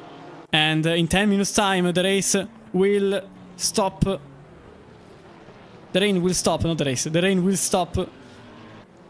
So automatically this means we'll see 6 minutes of racing action without the rain falling a bit too late, unfortunately. But this actually means that the second race could actually be dry. Or even have changeable conditions. We will see afterwards. Michael Frey managed to defend, although he had a very poor exit out of the last hairpin, but he remains in 5th, although he lost a very big chunk of time to Milan Kiss, who now sits in 4th, 2 seconds ahead of the German that started the race in 6th place. I think I can put forward the incident that happened to the car number 13. Probably. Yes, I can. So this is what happened to the car number 13 earlier on. Joao Cavaca for LK Motorsport Racing. Let's have a look. If there was a contact, or if it was... Oh, he just completely missed the braking spot and sent himself into the wall. So that's what happened to Joao Cavaca. As Kevin Bellick side by side with Jens Pludeman, with the Lamborghini driver that is trying to keep the outside line. Clever, because the next hairpin is a right-hander, so ultimately he will remain in the inner line and thus keep the position for himself, but already goes into the offensive for turn number 1. I don't think it's necessary, as he keeps his place easily.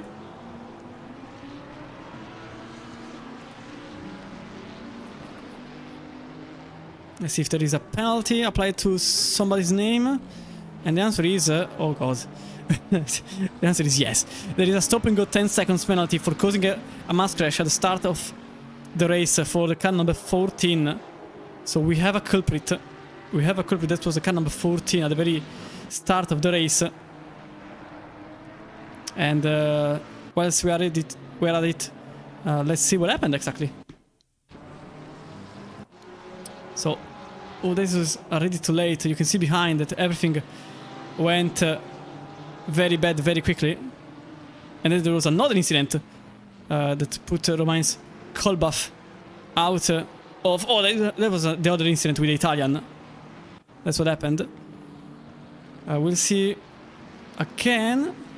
I first want to see if something is changing here. I don't think until we now know who was the culprit of it. And let's see if I can go back some more. So let's try like this. Oh yeah, definitely he sparkled the incident with a Ferrari that was pit maneuvered.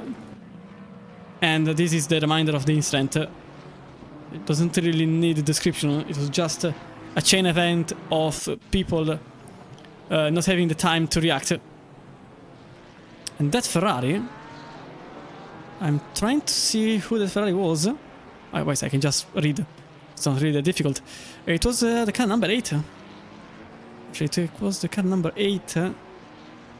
As Kevin Bellick gains back the position on Pludeman. So let's go for like this. The car number 8, in the meantime, was... I have no idea... Oh, it was Lorenz Van Rossem. It was Lorenz Van Rossem that was in the middle of the incident with Kolbach.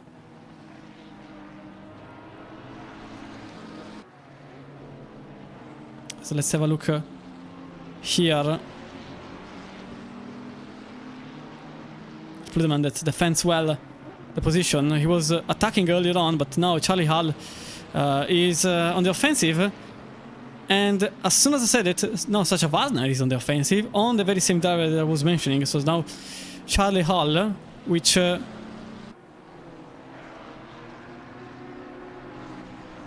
was quite quick in the last lap compared to the two ahead. 50.6 compared to a 50.8 and 50.7. It's a bit quicker. And also there is further in front Mattia Max. He's definitely thinking about a move.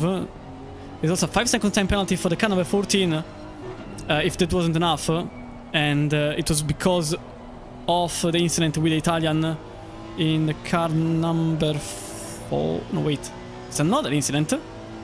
Oh, wait, no. The number 47 was actually another incident, which is a 10-second penalty for the number 14. The one with the number 4 was another incident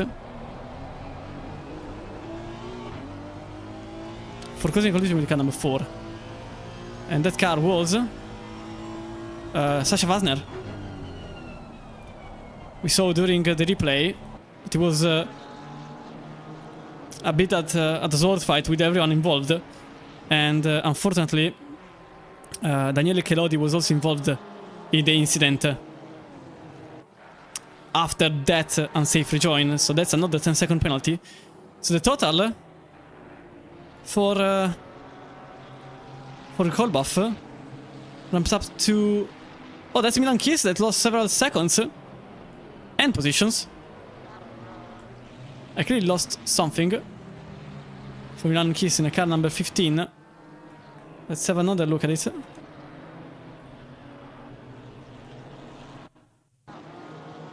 So he is here. Quite clear. I didn't see exactly what happened. I was looking at the incident. Oh, that's the wall! Oh, that's why he went into the wall.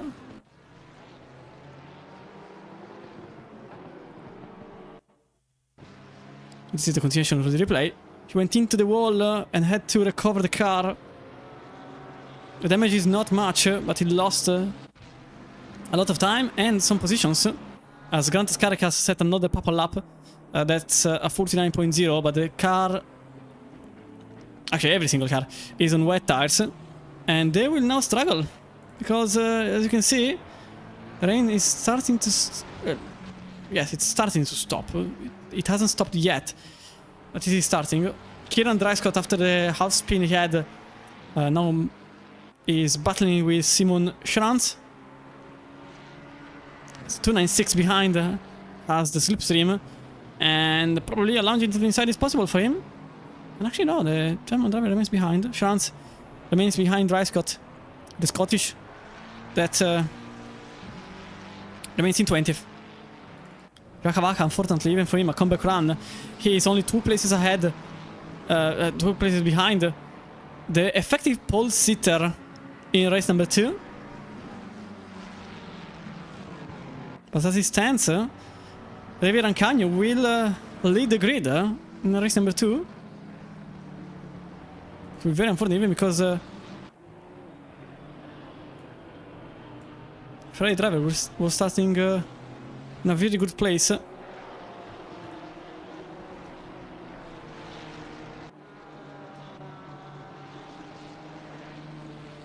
Jan Buscher now very close to the Dutch ahead. The number 10 is struggling a bit. 50.3 in the last lap, 50.1 for Buscher.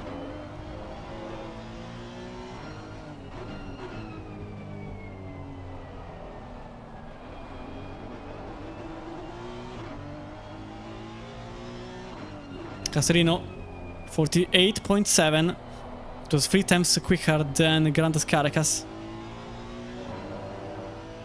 A signal that the racetrack is drying up is the fact that everyone is taking a different line to pick up as much standing water as possible to cool down the tires. We are not into the completely dry line yet, but we are getting there. Here in Dreiskott overtook George Sokol for position number 19. And Sasha Fasner is now on the outside of turn number 2. It's a bit difficult in dry conditions. Need to mention the fact that in wet it is even harder. Charlie Hall is also having a beautiful race. You can see number 27. If you are not familiar with how the numbers work in LFM, they basically tell you what's your strength against the field. And so technically Charlie Hall should be the 27th best driver, and he is in 12th. So definitely a good race for Hall.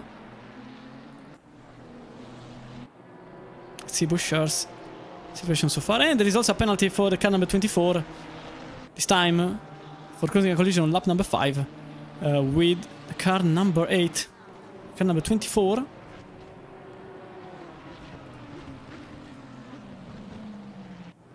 As Sasha Fasner goes for the move on the inside of turn 10. No, the studio. The little turn. And Fasner is now in 12th place. 24 is Paco Rodriguez in 30th place, by the way.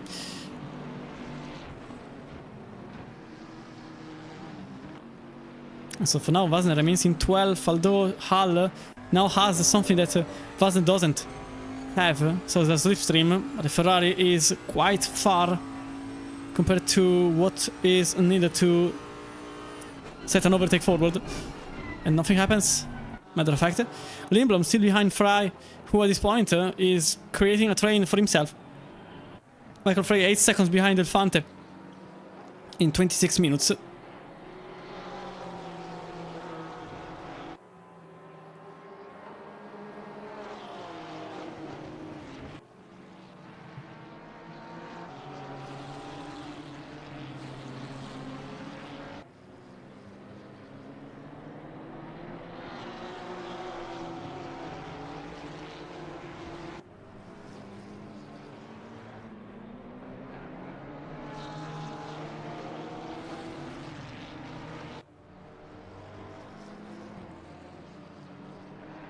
.49, the last lap for Lindblom. 49.9 also for Max.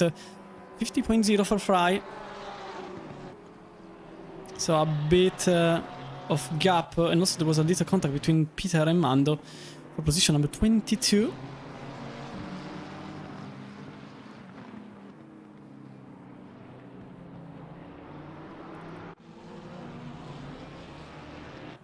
But everything could change in a single moment,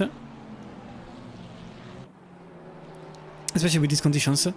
Grandes Caracas 48.5 is now the best lap of the race so far. But Castorino set a 48.4, which was out of bounds, so that's why it wasn't registered as the best lap of the session. And Buescher a bit in difficulty now, second behind Van der Meer, and Beric has a quick car. He was starting in 14th. He didn't have the best qualifying session in the world, but he's having a very nice race so far. In car number 11, and he will start as of now 6th place as Rancagno. White flag, what happened here? Remember, this is for the pole of the race, so this is a very fierce battle, technically speaking. Rafael Schwarz, João Cavaca, and Miguel Silverio are all in the same boat.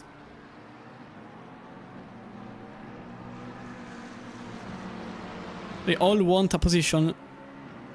I just wanted number 15 because it means pole position, so an effective jump of 15 places as if it was a qualifying session. Hoffman also overtook Mando for 23rd at the moment. But nothing moves here as of right now. 2 minutes yet to go. Oh, never mind what I said. Rancagno actually made a mistake, which led Schwarz into maybe making a move, as Mattia Max also goes for the move on David Lindblom's side, while sideways was Milan Kiss. But Mattia Max can't get through. Good defense from David Lindblom, who already cuts into the inside line, leaving no windows open. Actually, Mattia Max was about to leave one. Now everyone is following one another. But more importantly, look at this. There is the win of the race at stake. And I suppose this is actually the last lap of the race. Dump racetrack. Mattia Max actually goes for the move into turn number 1. But David Lindblom still has the inside line, so he will go for the lunge to defend the position. But this time I think Max has the best run out of the two, and so the Honda driver number 5 will jump ahead of the number 6 on the same car. In the meantime, Castorino and Carrera's battle fade out, so now there's a second between the two, and I'm quite sure nothing will happen there. Lindblom now in 6th. Milan Kiss could get position number 6 too. And in position number 15, Rancagno is still 15th. But look at this. It's very close between the two.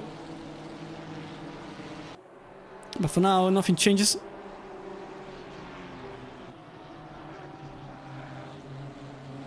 And with 10 seconds to go, it is time to go at the front of the field, because Grandes Caracas arrives the final hairpin and will then cross the line to win the first of the 2 races at the Hungaroring for the King.de Pro Series, with Amedeo Castorino in second and Enrico Alfante completing the podium. 10 seconds behind, it is Michael Frey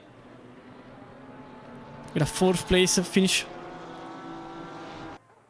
And then Mattia Max, David Lindblom, Milan Kiss, Ilke Van der Meer, Jan Buescher, Kevin Bellick, Jens Bludemann in 11th, Sascha Fasner in 12th, Charlie Hall in 13th, with 14th for Nils Rademacher, and David Rancagno managing to defend, and he will start the race in pole position, the race number 2, with Rafael Schwarz, João Cavaca, Miguel Silverio, Kieran Dryscott, and George Sokol actually has a 5-second time penalty, which will relegate him into 21st.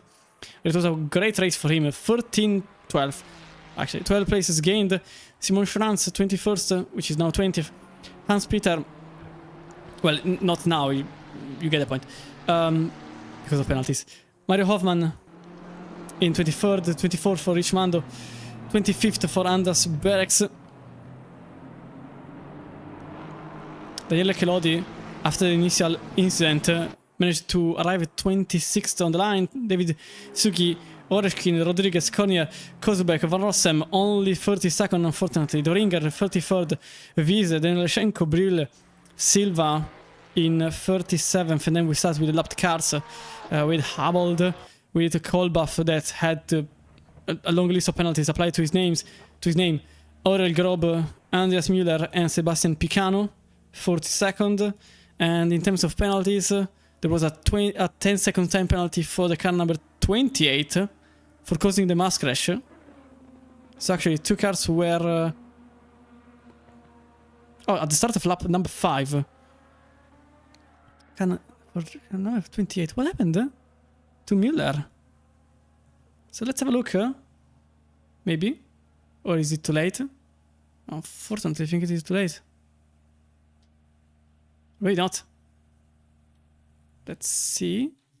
This is the one. No, this is already the penalty. Unfortunately, I didn't really see it.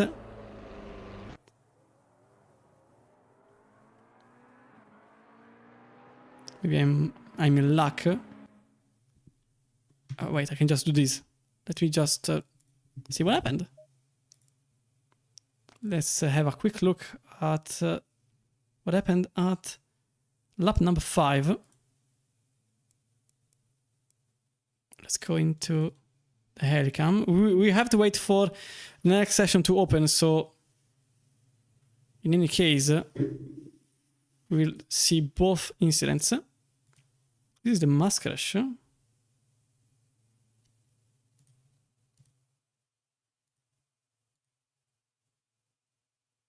Oh, this is already... Oh wait, I can see something. So this is what happened to car number 28, which is Müller. Oh, that's a BMW just crossing by. Oh, that's an unsafe rejoin. That's why, unsafe rejoin. And ultimately, a few cars were... Oh no, that's... Yeah, okay. Well, that was at least the replay of one of the incidents being seen. As always, as soon as the lobby is off, it means that it has to explode into 1,000 bits and never to be seen again. Results? These are the results from the first of the 2 races with Grantas Caracas in front of Amedeo Castrina and Enrico Del Fante. With Frey, Max, Lindblom, Kiss, Van der Meer, Buscher and Bellic completing your top 10. Rancagno will start the race at the top spot of the grid, with the grid being reversed for the top 15. Rafael Schwarz will, unfortunately for him, he will start 16th. He was just temps away from a pole position. Joao Cavaca then follows, unfortunately for the incident, because he now sits in 17th. And we have to go through the comeback race in the second race. In the meantime, I'm keen on looking at... okay, maybe not. Let's not break things up. These are the full results of the race. Unfortunately, Sabo also was involved in the first initial incident, and it was his home race. So far, it was a very eventful race. The results will go on in the overlay. In the meantime, I will have to jump into the second race in about 5 minutes time, because the lobby opens at 9:06 to then start approximately at 9:10 to last 40 minutes, and then the interviews will happen at the race end. So I want to see here if I can change things up. Probably not.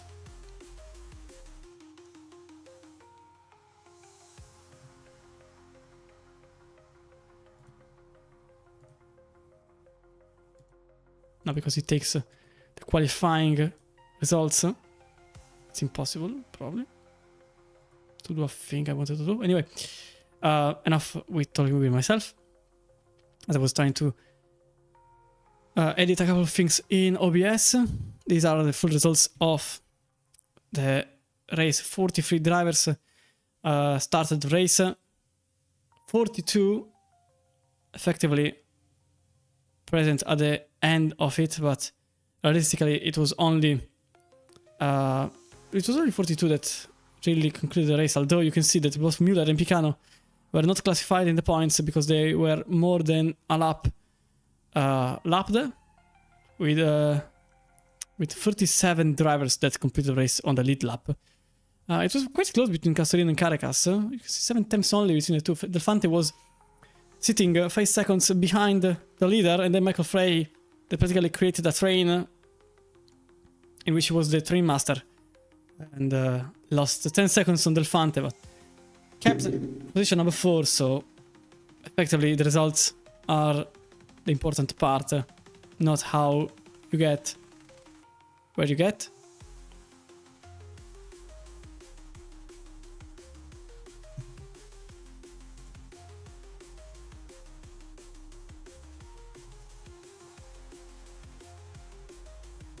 Then you can see also the results of the first initial crash, especially in the name of Romain Skolbach, who completed the race in 39th after all the penalties applied, and also the second incident in which he was also involved in the McLaren in the blue accents.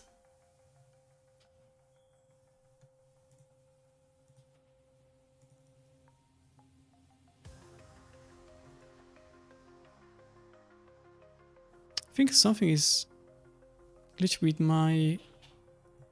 Okay, maybe I found the issue, but I don't know how to resolve it. The race number 2, as I said, will start with the top 15 being reversed. So this means that whoever arrived at 15 will start in first, and vice versa. Whoever is in 16th will start in 16th. The penalties are not applied in the race number 1 directly, mainly because otherwise a penalty inside the top 15 would put an advantage over whoever caused the incidents. So that's why. All the other cars will start where they finished. Effectively, if you follow NASCAR, this is a sort of stage caution. You can put it like this. Effectively, we are into stage racing. Next objective, playoff. So you heard it here first. Now the entirety of the motorsport world hates me, obviously. Speaking of NASCAR, okay, never mind. Maybe it's not the place, but NASCAR finally ended. And it went well, let's say.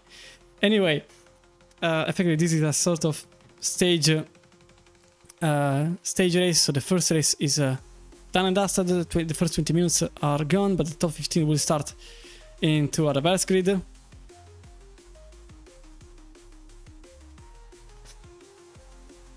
Effectively, it will be a great race to see if it is wet, mainly because Caracas will have to go from 15th, maybe even up to 10th, who knows.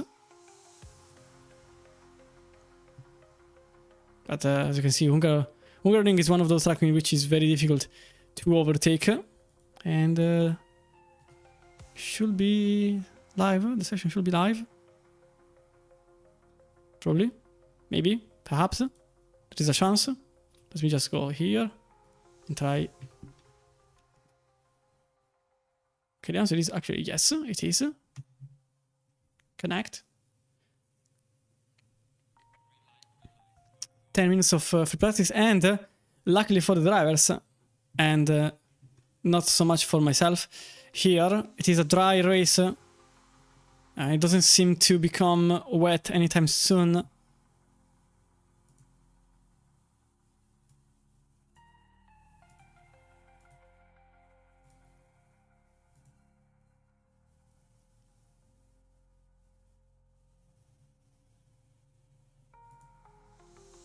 Okay, everything is currently working as intended.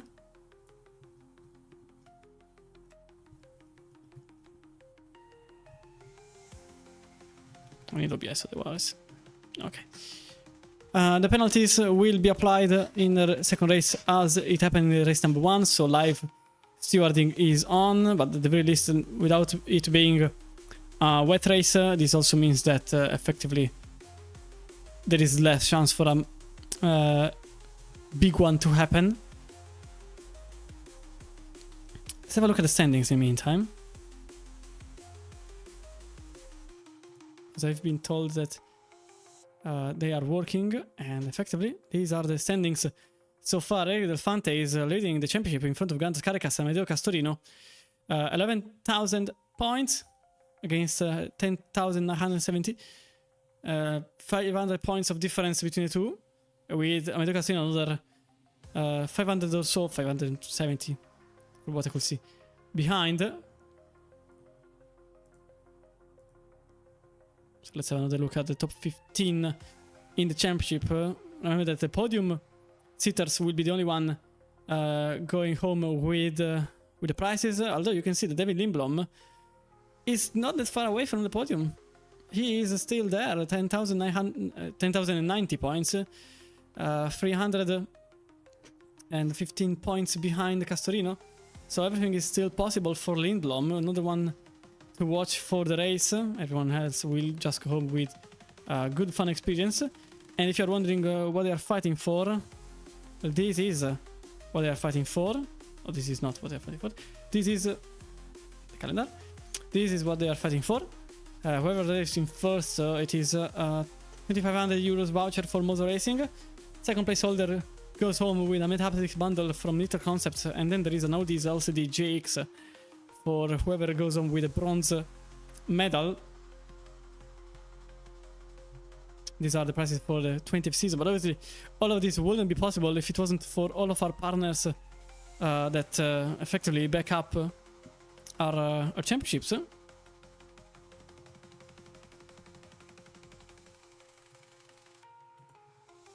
Because anything like this wouldn't be possible.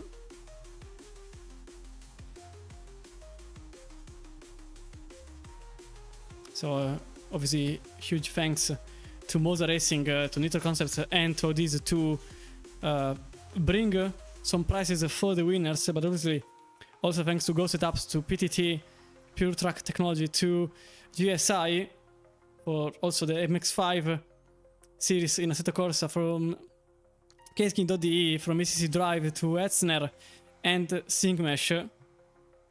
All of them helping every single time, every single race, the championships happening, and also for you all to have some prizes that you can bring home. And now we have 3 different championships in 3 different days, because also on Tuesday there is the Le Mans Ultimate Half Cup brought by Nitro Concepts with huge prizes. Let's have a look also. In the meantime, it's not like there is much else to talk about with 5 minutes yet to go. On okay, I don't have the calendar, unfortunately. Let's I have an idea. Let me just do a thing. I know I can do it.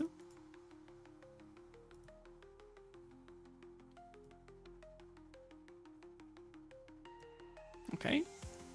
If I go here and then here, I should be able to do this. Aha! These are the prices for the Le Mans Ultimate Half Cup that takes place on Tuesday. A 500 euro voucher for Taskmaster, a Legend Gaming Chair Silver Edition from Noble Chairs, and an Immersion Wind bundle from Nitro Concepts. And that takes place every Tuesday. And the calendar is, as I said, half a calendar, mainly because there wasn't enough time to complete a full season. This is the season 05 of the championship, but these are the locations for the races. Imola was just this past Tuesday, Portimao on the 16th, Monza on the 24th, Silverstone on the 30th, and then we start the 2026 year with a race at Le Mans, 2 hours long race with hypercars and GT3, so you should check it out also there on Tuesdays.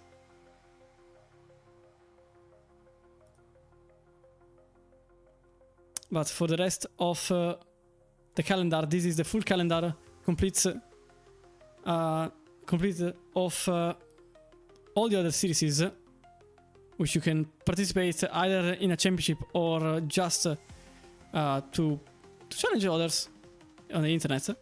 There is, as you can see, the Pro Series first, but then there is the daily GT3 series. There is the Sunday ACC Drive Endurance Championship. There is the GT3 Sprint. There is the Duo Cup, the GT3 plus GT4 Championship on Monday. There is the daily GT4. There is the M2 and the Porsche Cup. There is the PTT Racing that takes place before the Kensington Pro Series. So there is a lot for you all to enjoy. Let's see if something changed.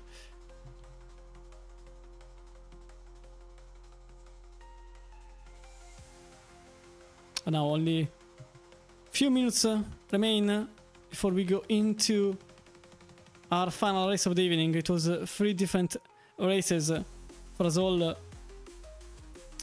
in the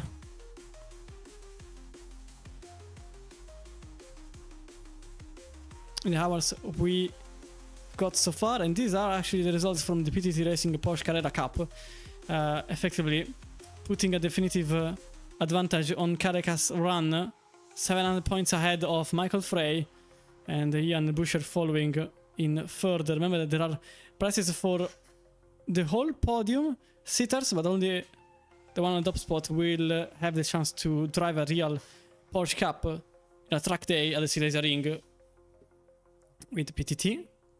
So these are effective standings I want to show you earlier on.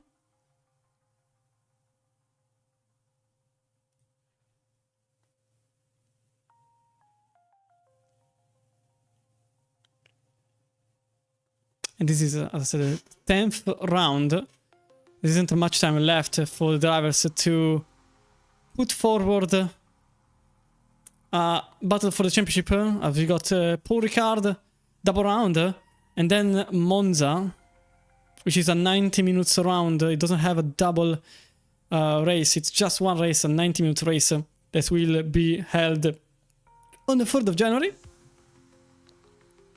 And PTT Racing Porsche Cup will have Imola and the Nordschleife,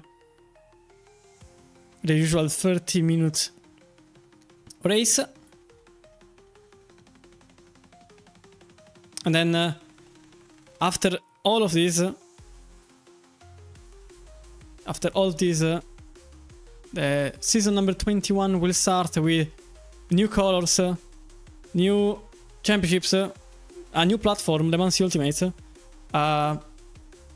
The only thing that remains the same is probably the commentator squad, which is me, Olaf, and John for the English stream.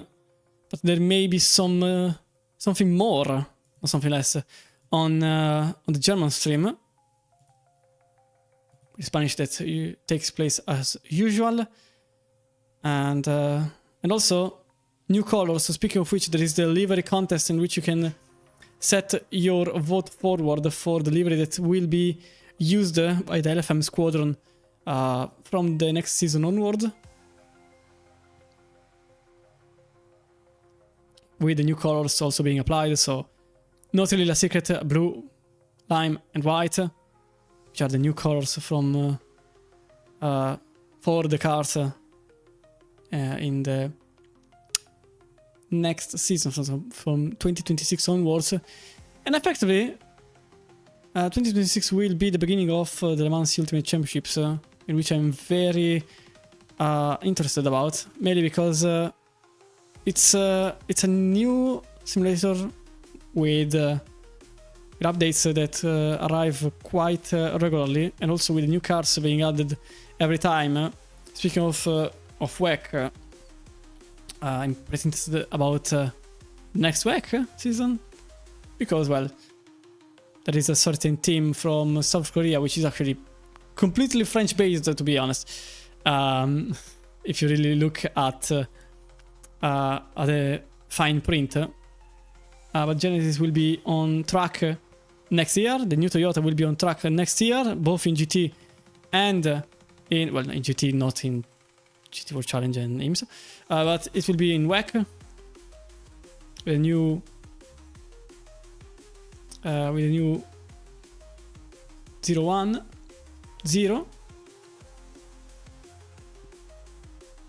with the GR010 that has a quite different shape, and also the new Lamborghini that will, as I said earlier, will start its journey in Daytona, the 24-hour of Daytona. As usual, the Rolex 24 is a bit of a benchmark for the new cars. First it was with the Porsche a couple of years ago, and now it is with Lamborghini. And also it has been with the Ferrari.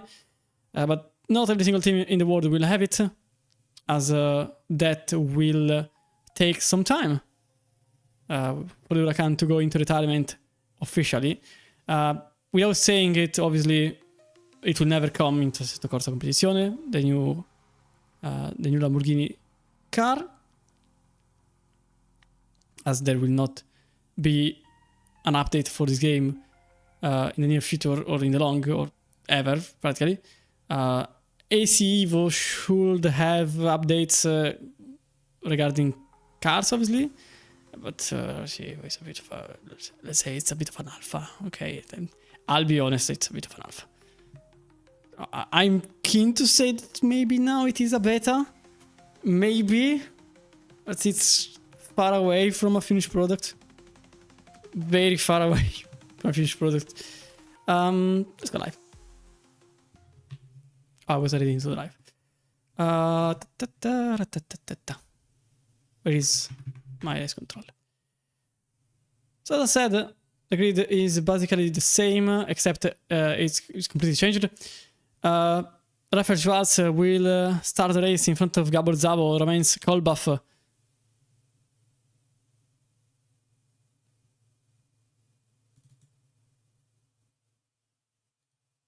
Wait, what? That's not Kolbach. I'm pretty sure that's not Kolbach. That's... Why is the name different? That's Charlie Hull. Okay, I think something broke. Because now Kolbach is set in third. But that's actually...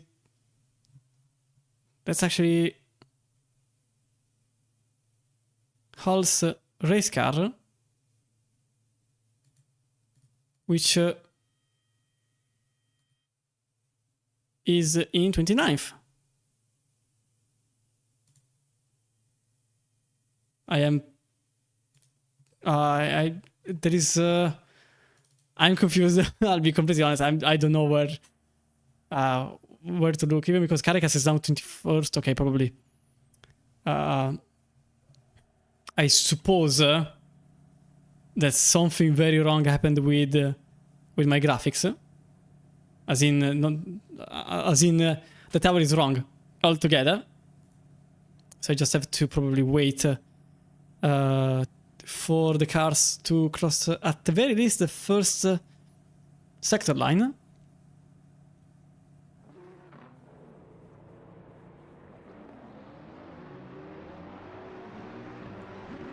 Yeah, because Michael Frey is now in a Bentley. Yeah, okay, let me just do this.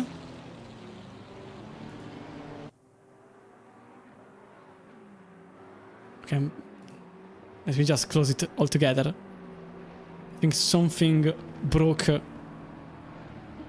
when I switched between sessions. Aha! Okay, yeah, definitely. Something was clearly broke. Luckily, I just noticed prior to the race. So yeah, now Rancagno is in first? What? No. Okay, yes, it is correct. Now it is correct. Rancagno is in first, number 19. Niels Redemacher in second. Charlie Hull is third in the car number 27. This could actually be jackpot for Hull in the car number 27. And Sasha Fasner is now in 4th, Pludeman 5th, Beric in 6th, Jan Buscher 7th, Onemir, then Kies, Lindblom, Max, Fry, with Elfante, Castorino and Caracas that arrived 3rd, 2nd, 1st at the race end after 20 minutes. And now we'll start in 13th, 14th and 15th.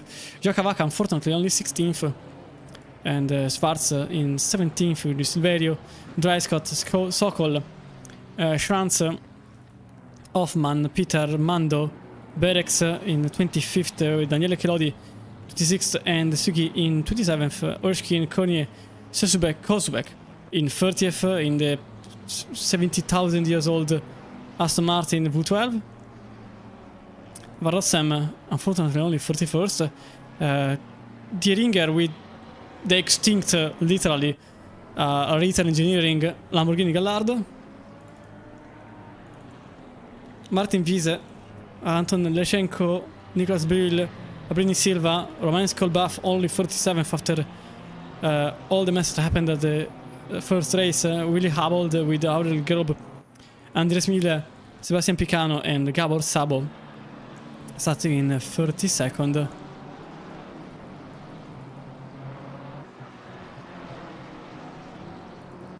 But now we are very close to the very start of the race. And I'm going to enjoy this one. Because both at the top and at the end of the grid there are some interesting names. Such Vasner is now 4th. And he is a very good driver. We got Charlie Hall that is with the number 27. And finds himself 3rd now. And obviously the winner of the race that starts from 15th. But now we are in for the second race in week number 10 at the Hungaroring. It's green light and away we go as Nademacher, second place for now. It was a very poor start from Charlie Hall, actually, already losing the place on Sasha Fasner, who finds himself in 3rd, although you can see some cars were pretty keen on making a move. It is free wide at the exit of turn number 1, with a couple of cars that are trying to understand where the limits are. Jan Buscher finds himself in 7th, and that's Van der Meer going forward. Actually, there is some contact between Pludeman. Oh, that's a cut off. That's Lindblom in the wall into turn number 2 after a tap from behind, and unfortunately he is falling down the grid at the very tail end of it. And now Nils Randemacher is in 3rd after Sasha Fasner managed to gain 1 place. Sasha Fasner now in 2nd place. I told you it was going to be interesting. Oh, there's a cut off. That was Mattia Max going on the grass. There is contact with the Ferrari driver, the Charlie Hall, that is having a very terrible race start with Castorino that is a bit aggressive on the very start of the race. That was Ignatius Caracas cutting the chicane a tiny bit to take the place out of Mattia Max's hands. And he's now in 11th. Rafael Schwarz in 13th. With Ariel Elfante that gained the most. He's now in 8th place in front of Charlie Hall, who supposedly lost the most. 6 places lost already from the start of the race. And that's Kevin Bellick trying a move on the Nismo GTR. Contact between the 32 and 11. So even for the 32 it is so far a wonderful race for the Colorado Racing Team number 32.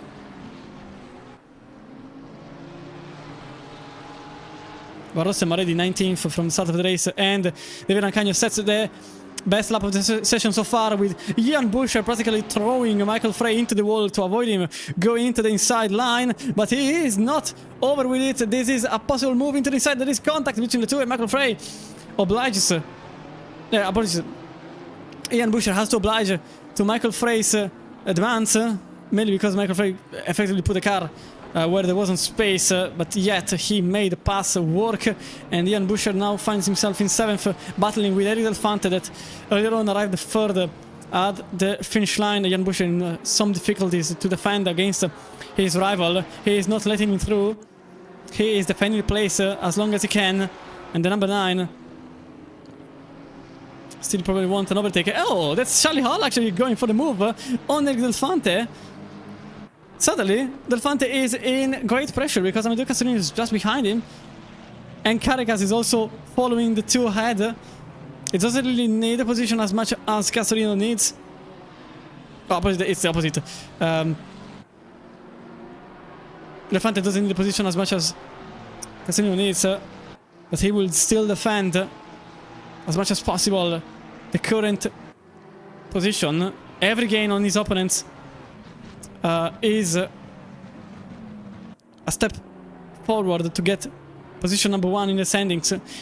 As also Ian Busher, apparently Charlie Hall's awful start evolved into, for now, a beautiful comeback.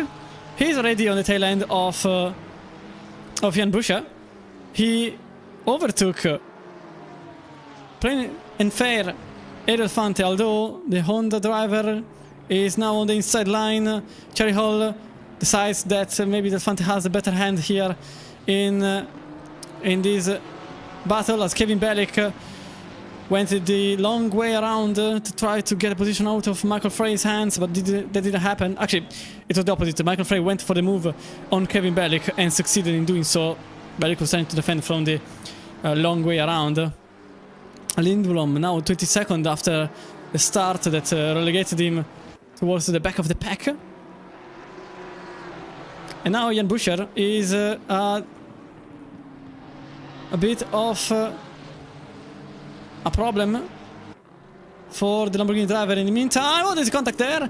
Rademacher has to cut the chicane. Michael Frey, very opportunistic there, takes not one but 2 places from the outside, and actually can't complete the second. Oh, actually, he can complete the second one. Michael Frey is now in 3rd place, jumps into the body. Oh, that's Kevin Demir off. Everyone is off. To avoid Van der Meer's incident, and Eric Elefante lost some ground. And now he's trying to get the pass back on Charlie Hall, who is going to defend. No, he's not going to defend heavily, but still defends against Castorino.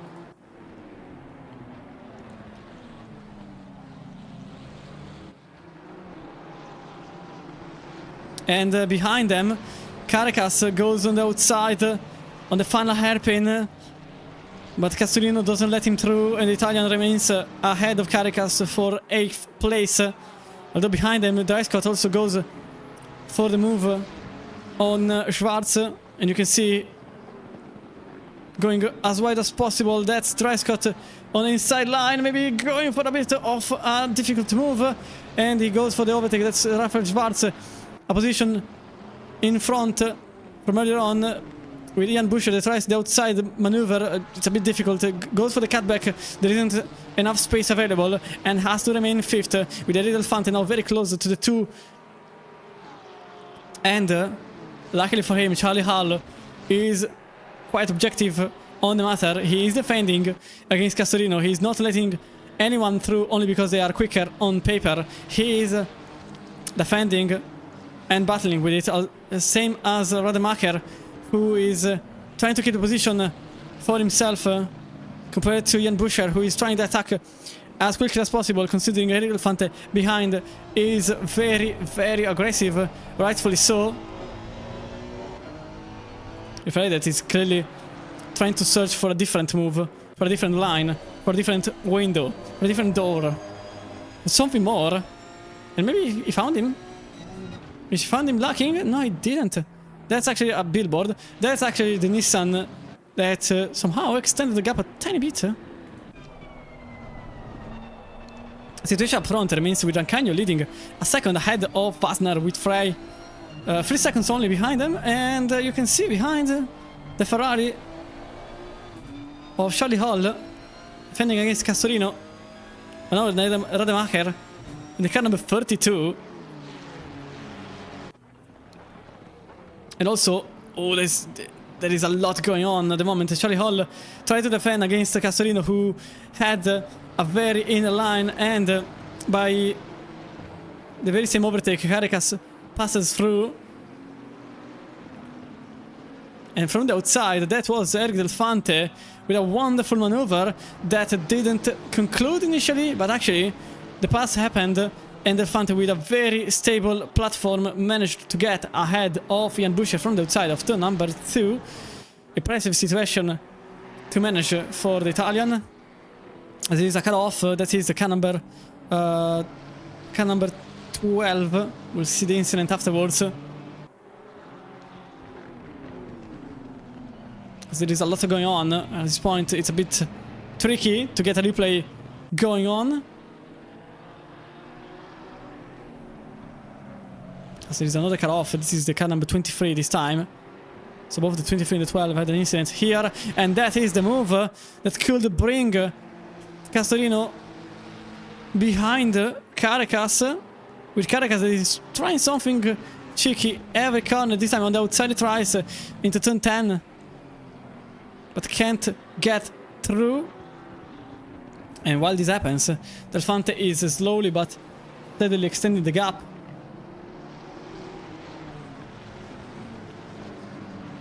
As his next objective is the car number 32. This Rademacher has to defend against a giant in the grid.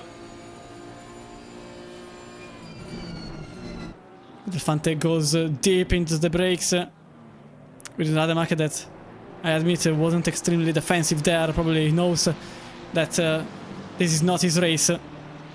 Jan Buscher is his real rival. And so he did the most, egoistically speaking, to defend his rhythm. So the cleanest possible line. And now there are two cars between Delfante and Castorino, with Carracas only meters behind the Italian in the car number 3. With Castorino they tried a cutback maneuver, but at the same time Buscher also went for the very same move on his opponent ahead. With Rademacher that has a bit of a damaged car. It shouldn't matter too much when the pit stops will happen.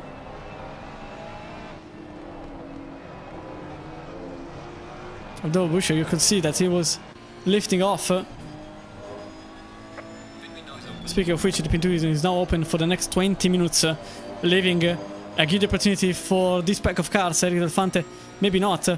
But certainly, Buscher goes for the move into turn 10, but at the very same time, there is a possible availability for Castorino to make it the other way around, and that's a pass for both Castorino and Carracas, putting Buscher 2 places down. And actually, clever, he goes for the pits. He was already with a section of the car in the pit lane, so why not going full send into the pits? And he was the first to go on to either change tires or to simply put fuel. The difference there is only 5 seconds because there is a fixed 25 seconds time. Carracas on the outside.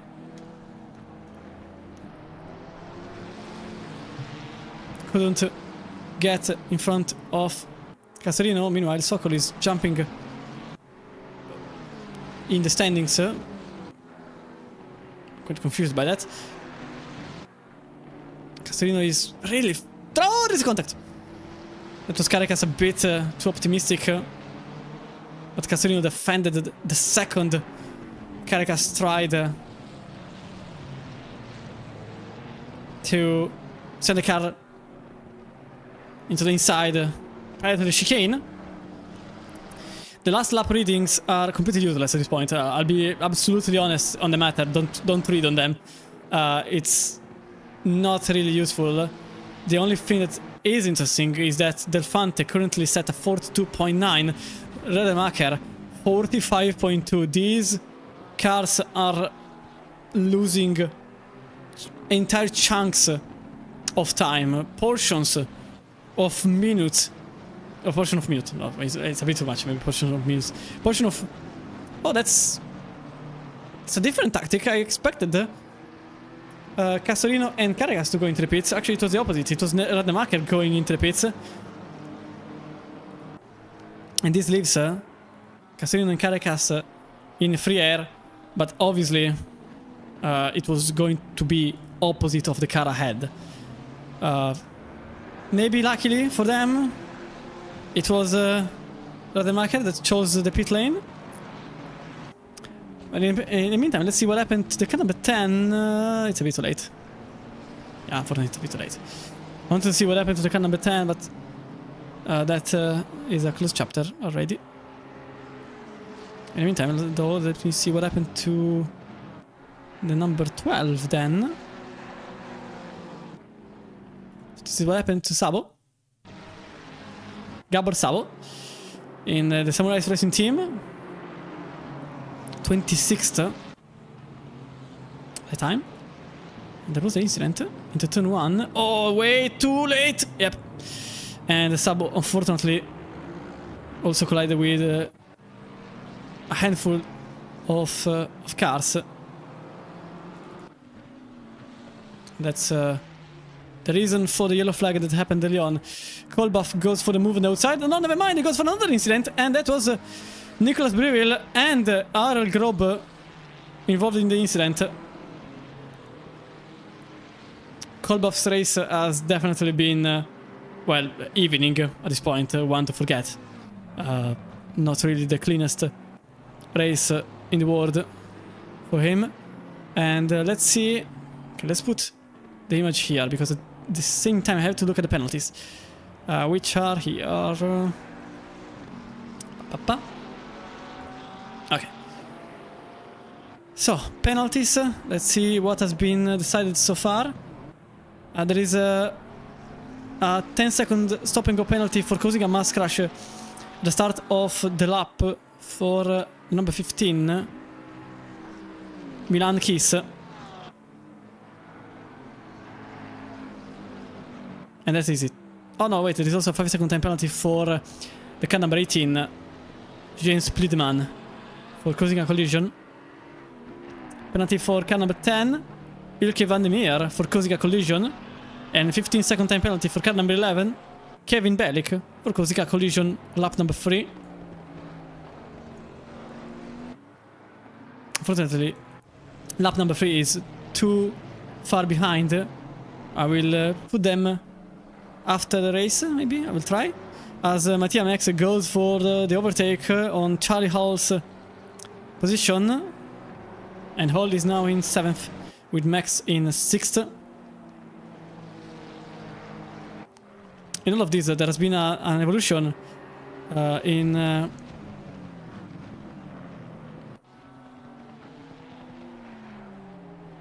the pit stops, because you may have noticed while I was looking at the penalties, but now Caracas is here in 29th. He pitted already, but now he finds himself behind Jan Buscher and Kevin Bellick, as Amedeo Castellino sets the fastest lap of the race so far in position number 5. Van der Meer goes in the pits, and Miguel Silverio follows. This is effectively for a position on track. Realistically, this is probably 5th or 4th.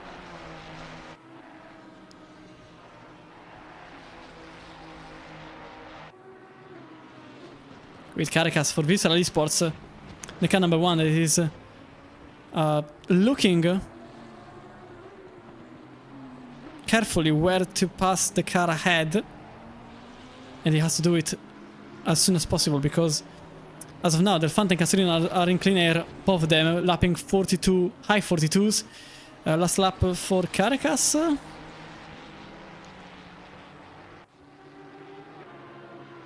Okay, it's the out lap, so it's not really useful for my insights.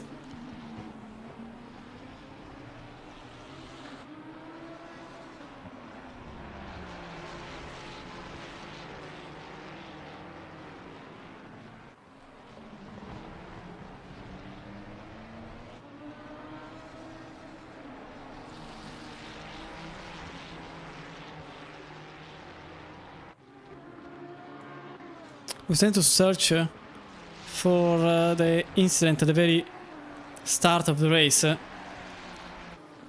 couldn't find it, mainly because it's a bit too late.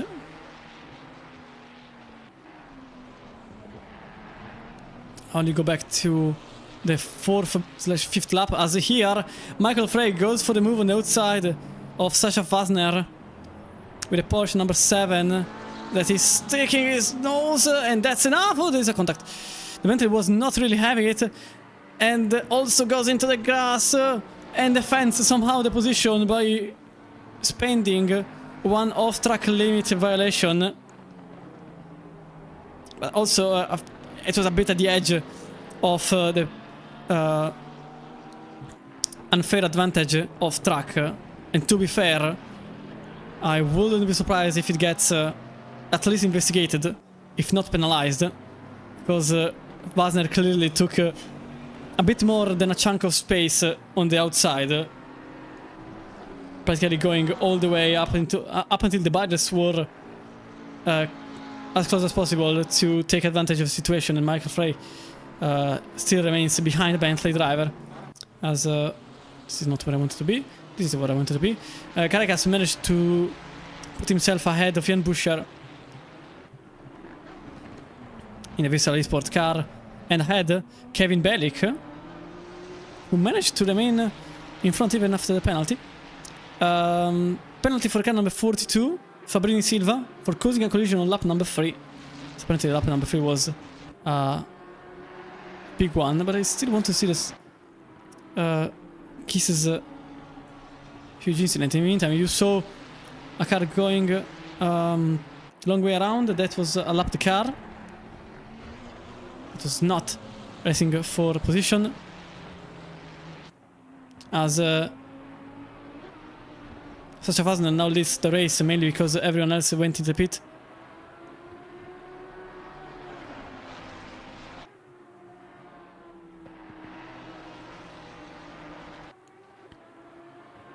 Michael Frey is still behind Wasner with Alfante. This is now only a second point 8 behind the duo,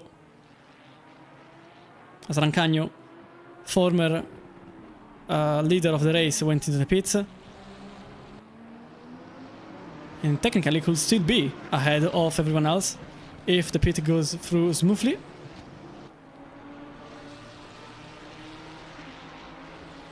As Caracas lap time 42 high. Delfante's lap time was a 33.0, as Caracas instantly goes in front, and meanwhile behind something more was happening. It was a battle between Rick Mando and Rafael Schwarz that didn't really change anything. Michael Frey still centimeters behind Wasner at this point. I wonder if it will be more beneficial to go into the pits to try and overtake on Wasner, although this also might just be a matter of who is better than the other on track. And Michael Frey goes on inside once again into turn number 1, but by turn number 2 he will be around the outside. He has to complete the pass before... Oh no, the Bentley goes wide, but covers Frey's maneuver, and Wasner remains ahead, but they are losing a lot of time. 44.1, 43.9 for the duo in the last lap only. It's not really the best strategy for Frey, who has to pit sooner or later.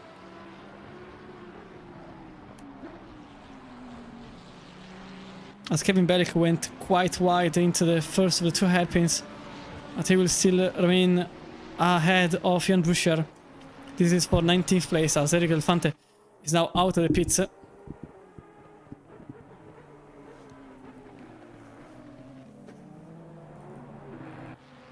And Bellick completes the overtake on Jan Buscher on the main straight.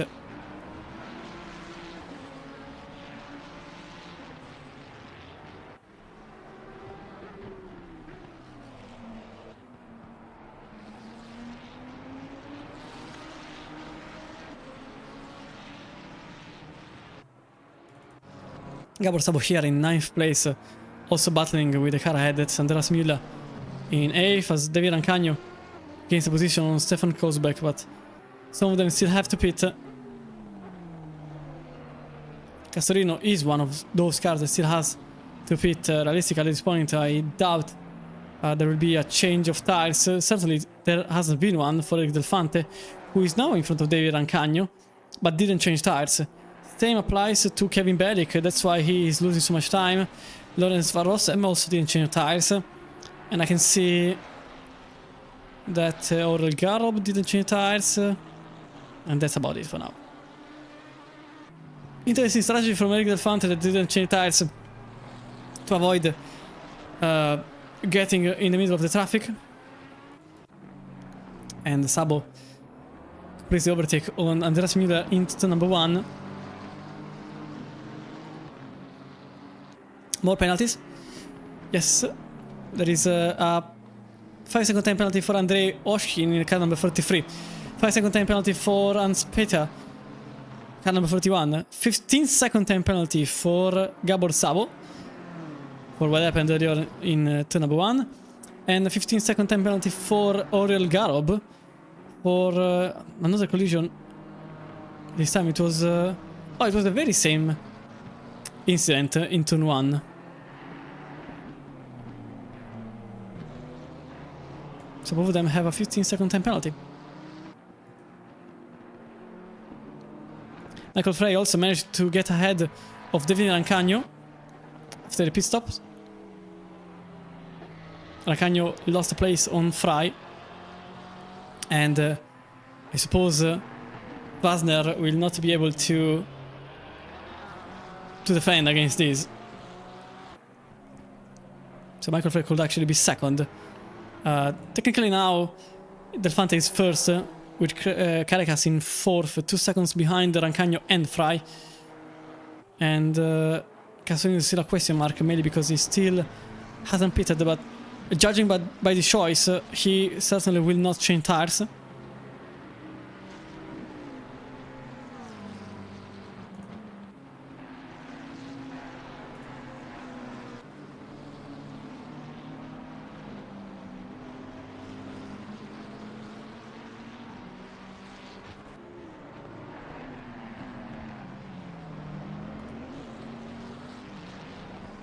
Müller now in the pits, so Del Fante gains the place, and everyone behind him.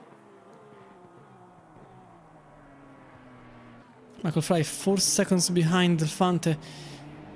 I don't really exclude the possibility of Del Fante losing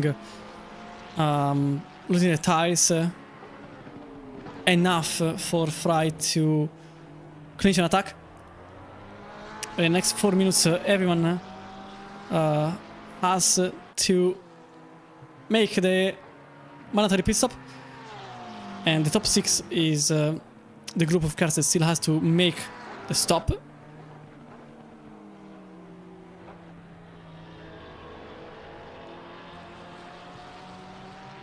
With Rancagno that is keeping the pace, but unfortunately lost the place on Frey. That's very odd, especially because Frey was battling hard with Wasner. So suppose a mistake happened for Rancagno earlier on. Castellino now into the pits, and Pluderman too, leaving 4 cars out to pit. Unless no, okay, never mind.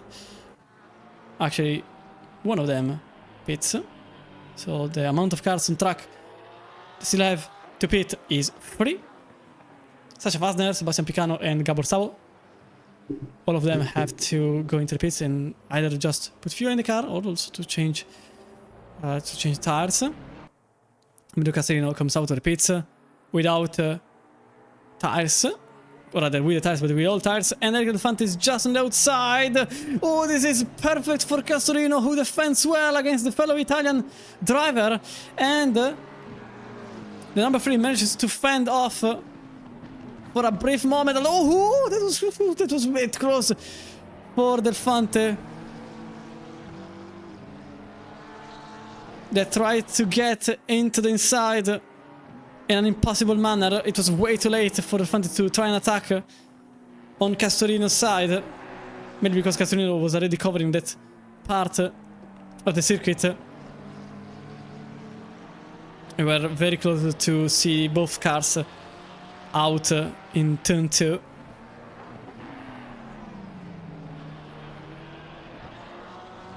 Michael Frey is keeping the distance. Actually, not even keeping the distance. He was actually quicker. 43.2 in the last lap for the Michael Frey. 43.8 for the Fante. Maybe not changing tires was not the great strategy for the Fante, even because Carrera is on another planet right now. And Charlie Hall here is defending against everyone, apparently. As you can see here, Charlie Hall in front of Rick Mando, Staffelvarts and Lindblom goes for the move on Nurki van der Meer for 17th place.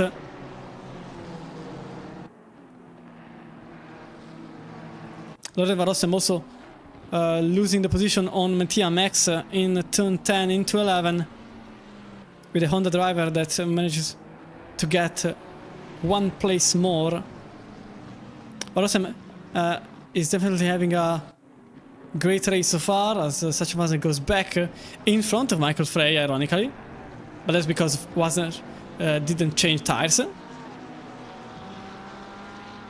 So nothing surprising there. Charlie Hall unfortunately started okay-ish, tried to get back to the point where the Ferrari was starting from, but you can see that he's 14th for now for Hall. With Rick Mando is having a beautiful race, 10 positions gained for the car number 26 so far. We're not mentioning the Nissan driver Niels Riedemacher that is now in 19th, starting practically on pole. He was starting in second. Lindblom started having a good race considering how it started, with a half spin into turn 2.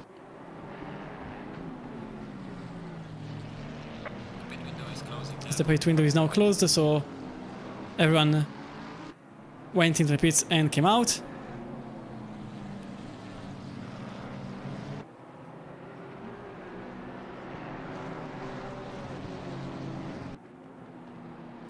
And it's incredibly important now for Michael Frey to put the overtake forward, no matter the cost of it.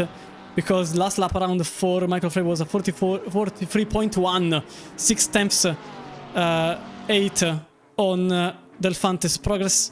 And now he goes for the move in the inside line, and probably Sachevazner comprehends that probably it's not really wise to go against him, considering the pace Frey has right now. He could get into second and even first. Even first place is a possible finishing point for Michael Frey. This could be a wonderful race for him. He was starting the race in 12th place, as now David Lindblom goes on the inside line on Rafael Schwarz for 15th place.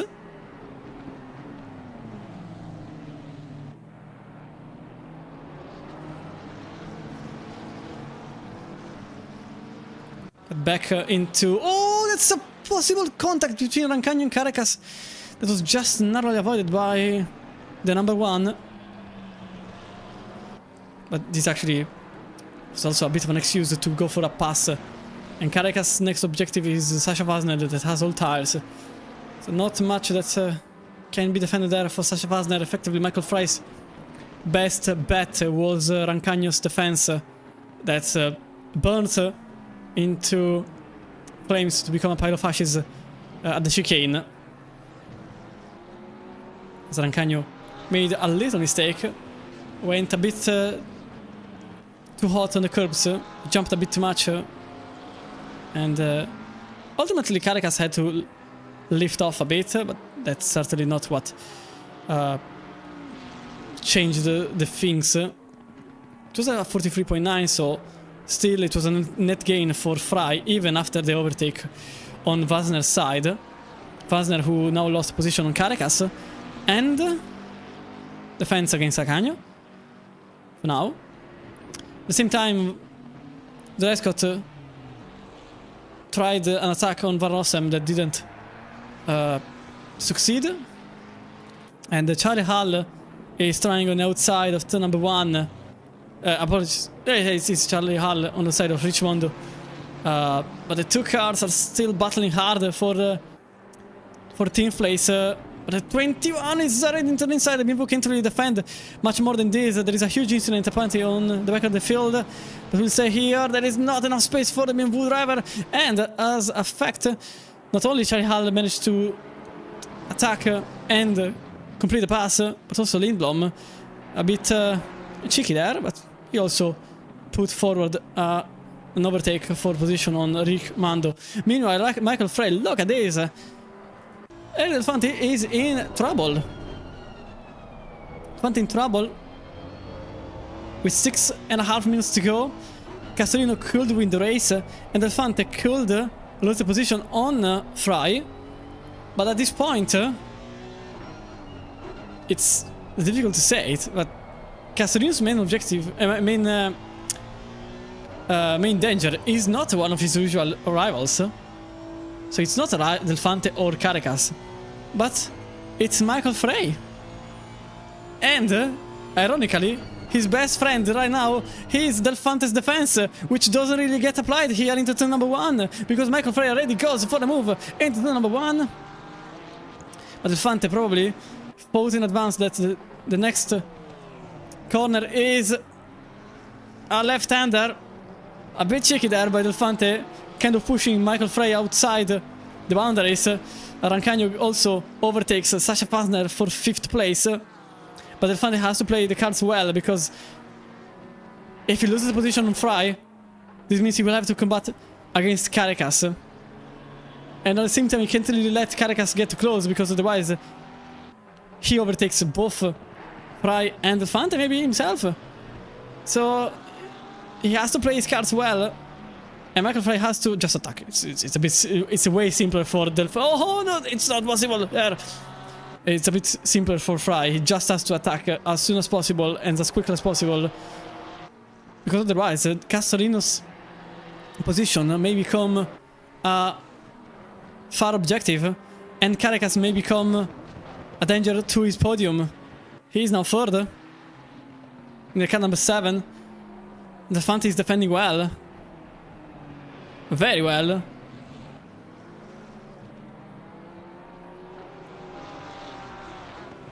To the point that Fry is losing a lot of time to Castellino. I think an entire second has been lost there between Fry and Castellino. Castellino 43.5, 44.3 for Fry. Caracas set 43.0. So ultimately, I don't think it's going to be possible for Caracas to gain the lead of the race. But it's possible for Fry to at least gain 2nd place. Throwing the car is a choice here that could be done, and it does so. Taking by surprise the Italian, there is a contact. Oh, that's the Delfante off into the grass. A bit of a contact there that led Delfante into the grass, and now Fry is in 2nd place. With Caracas just behind, that could try and attack. Both of them are on new tires.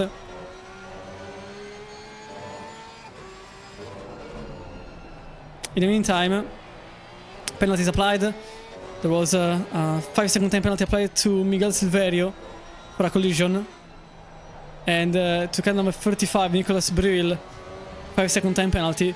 10-second time penalty for car number 29, Auriel Garob, for causing a collision on lap 17, and a warning to car number 29, Auriel Garob. So that's okay. I understand that. We'll see if possible penalty will be applied, and that's George Sokol on the wall without lights on either. 2 minutes and 45 seconds to go. Amedeo Castellino. It is still not over at the number 36.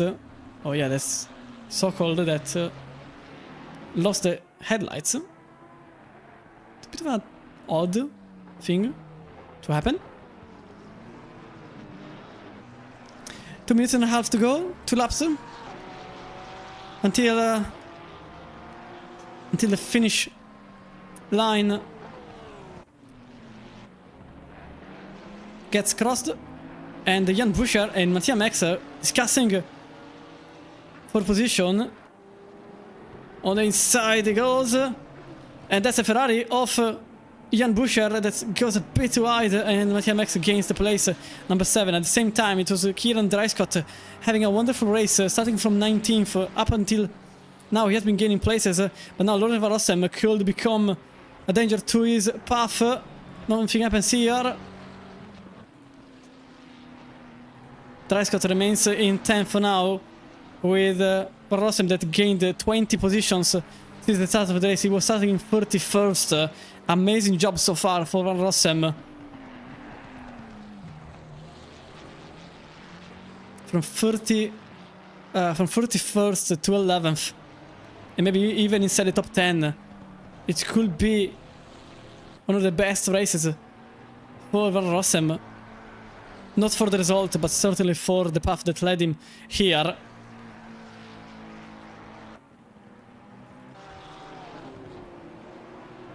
Second place fight still on. White flag brought to you by Kieskin.de. At this point, the prize opportunity is either to arrive second or third. There isn't a first place in the shots there. Oh, it's a lunge. Oh, it's a bit more than a lunge. It was definitely a push on the far lanes for Fry from Caracas, who gave back the place. Understand maybe it was a bit too much of a push. Here the Fante is defending hard against Rancagno, but clearly the tires are not really cooperating with the Italian that is now in huge difficulty.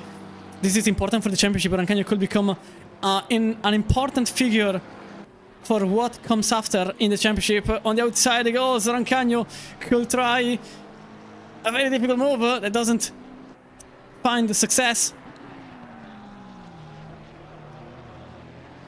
As Charlie Hall also went on to the outside of Fylke van der Meer. Contact between the two. Caracas is not trying anymore. Probably a mistake happened at the chicane, because I saw the gap dropping like a stone. And matter of fact, now Caracas probably will remain in third without any surprise. Rancagno can stay the same, pressing the light into turn 10, then 11, then 12, but we will see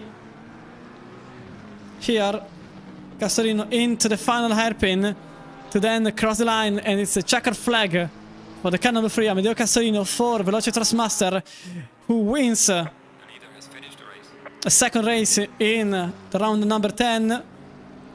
It was very close between the two, but the result didn't change. Michael Fry arrived second, Grantas Caracas in third, Eric Del Fante fourth, with Rancagno in fifth, narrowly behind, Sasha Fasten sixth, Mattia Max seventh, Eik for Buscher, Beric in 9th, and Dreiskott completing the top 10. It was a very good race for both Dreiskott and Van Rossem, who managed to gain 20 places in 40 minutes.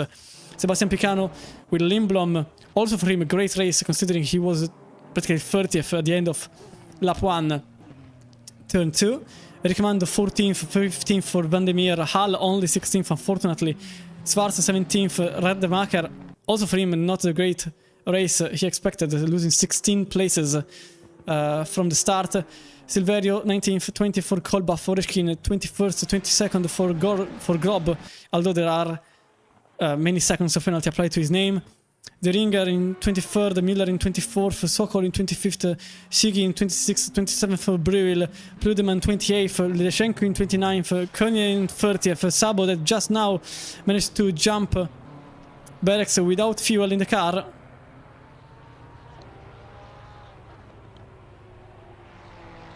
That loses the place on Hans-Peter.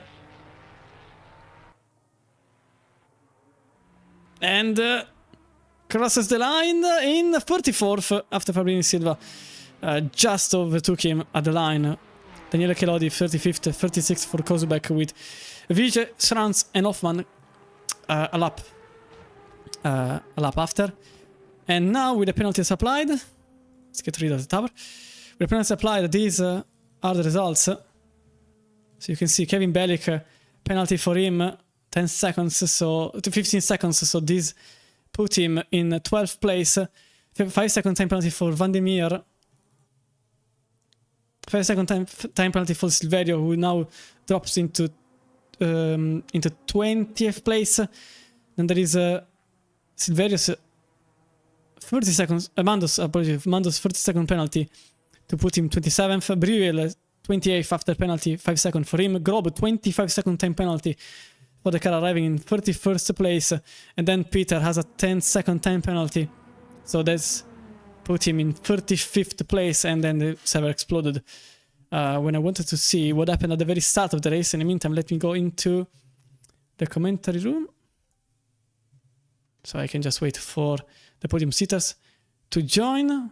You have to be quick, otherwise the game crashes and everything explodes. It was mass crash for the car number 15. So let's have a quick look, literally a quick look, otherwise I can't really do much about it. 15, 15, 15.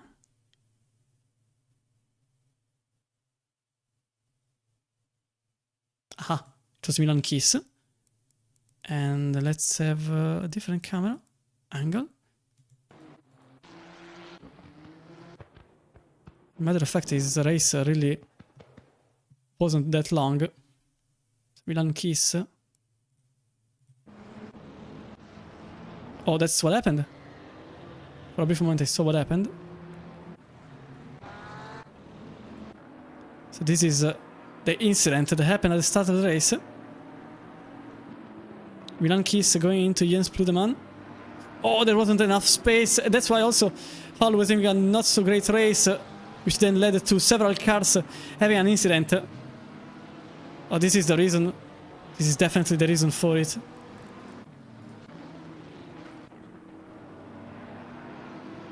So this is the full incident of it. Several cars that got involved in the incident. Also Nissan has certainly had the worst. Number 20, with few cars also getting bunched up. Number 20 was, in that situation, it was Hoffman. So that's why Hoffman was so much trouble for the whole race. And that's how the incident unfolded. So let's see who is in the... Oh. Well, that's surprising. Nobody is in the commentary, in the interview room. So I can't really make an interview with anybody. Okay, well, more time to just see exactly.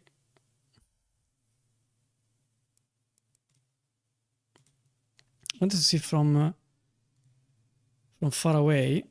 I think it was already visible. I want to see something else at the same time. Why is okay? Never mind. I want to see on the penalty room. Ah, yes. Now I remember what I wanted to see. Let's go back to what happened at the very final stretch of the race. Not here.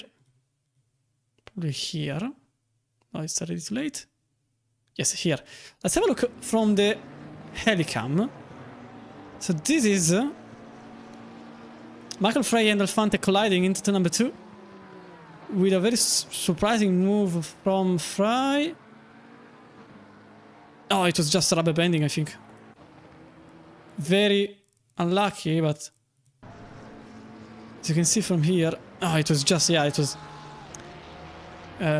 just some bumps and some rubber banding between the two, I think. And ultimately that's what led to Alfante losing the place. So Castorino is in the interview room. Maybe this is one. I will just wait some more time to, in the meantime, go on with the standings. So let's go into the results. If they are already on. And then I will bring the only driver that is in the commentary room, in the waiting room rather, in for his insights about the race. So as you can see, this is the full schedule, the full scoreboard. We have Amedeo Castorino winning in front of Michael Frey and Grantas Caricas, Eric Delfante 4th, David Rancagno 5th, with Sacha Wasner, Mattia Max, Jan Buscher, Keenan, Travis Scott, Robert Van Rossem completing the race in 10th place in the end. So it was definitely a great race, even because you have to consider there was a penalty pending on Bailik's name. So 21 places gained in 40 minutes. So that's definitely a good feat for Van Rossem. Now let's go into here, because Castellino, yes, he is the only one in the room. So at this point, we'll just bring him into the booth. Okay, and it works. Welcome, Ideo. Welcome in the commentary room. And yeah, for tonight you are the only one that is going to have to leave an interview. So congratulations on the win. It was definitely an hard-gained one, and more importantly, also okay, never mind. And more importantly, your win came after a different strategy. You didn't change tires, I noticed. And your pace still wasn't really dropping. Were you saving tires in the first stint, or was there just a good strategy in keeping the tires alive for the whole time? I think, yeah, just the strategy worked. I was just trying to survive on the first stint with all the fights. And then I saw, when I had clean air, I didn't know still if change tires or not. I saw Carrera, which is my rival, pitting quite early. And I didn't plan to react, and because I think drive on clean air was better than and having a short stint on the end. And I didn't know if he changed tires or not, but I was like, I mean, if he didn't change tires, my strategy is definitely better because I'm out with less fuel. If he changed tires, maybe it's in traffic, or I don't know. I mean, I will not lose the track position by not changing. So I was going for not changing, also because I was catching the guys in front, so my tires look well. And also I made up an overcut on Delfante because he pitted earlier than me, but he didn't change tire. So my 3-4 laps with less fuel were faster. And yeah, also nailed a lot the pit, and pit exit was close with him, but I got the position, and yeah, it worked. Yeah, you kind of spoiled my next question, because I wanted to ask you. I noticed there was very little space available for after your pit stop. Basically, you were tied into turn 1. In this case, it worked out for you, but it was very, very close. Honestly, just missing your pit box would have been enough to losing the place and to then sparkle a whole fight that may or may not have been detrimental to your first place. How nervous were you in those instances? No, I wasn't. It's a race situation. I was just focused on driving and manage the situation. I wasn't nervous. It was all smooth. Yeah. I like the first, okay, maybe a bit, a tiny bit, and. Final question. Effectively, now I think, let me just give a quick look at the standings, because I don't want to say dumb things, which is highly possible with me. Let me see on the standings. They should be updated. And you are still further, but the gap is definitely closer than earlier. The year is finishing, the season is ending. Do you think you still have a chance for first? I mean, obviously you think you have it, but how difficult do you think this is going to be? Well, I think I have a good chance because, if we have a total of 3 drop rounds, so I think at the moment, if we apply 3 drop rounds, I should be first. If my calculation is right. I don't know how many drop rounds is counting the standings that you are looking at. No, the standings are effectively with the drop rounds accounted for. Okay. Yeah, I don't know. I don't know how much is the gap, but yeah, I think I will just try to get the best result as possible on the last race and see. Yeah, I think it's going to be certainly a show, and because the next races are, just to be on point, Imola and Nordschleife. Just because you are the only one here at this point, I will just go on with another final question. Are you good on those tracks? Well, I think also Imola, considering it's your sort of home track, and the Nordschleife, or do you think there will be some difficulty in approaching them? Should be fine. I like those tracks. Like, there isn't any track that I really don't like, so I'm fine with whatever I have to drive. Yeah. Also in whatever condition, wet, dry, snow, sun, everything is I fine. mean, yes. In any case, you are always up there or so. So I think we will have a good final battle for the final 3 races, effectively, because it's a double round, the next one, but the Nordschleife is not. So yeah, it's definitely going to be a wonderful race. But in any case, thank you for your time here in the commentary room, and congratulations again for the win. Thank you. Nice evening. So that was Amedeo Castellino for us all. I made a mistake, by the way, I think. Yes, I made a slight mistake. I did 2 hours. Anyway, these are the results for tonight's race. These are the standings as you already saw them. I think they are updated. Not completely sure about it. But in any case, I will see you all next time around. The next race on the calendar is the Le Mans Ultimate round on Tuesday, but also there will be the MX5 and the Porsche Cup and the Kingdom D Pro Series. Thank you all for having been here for the evening. I hope you had a wonderful race to see. And I was Cristiano Romano. Have a good evening, good night, wherever you are in the world. And see you next time. Bye.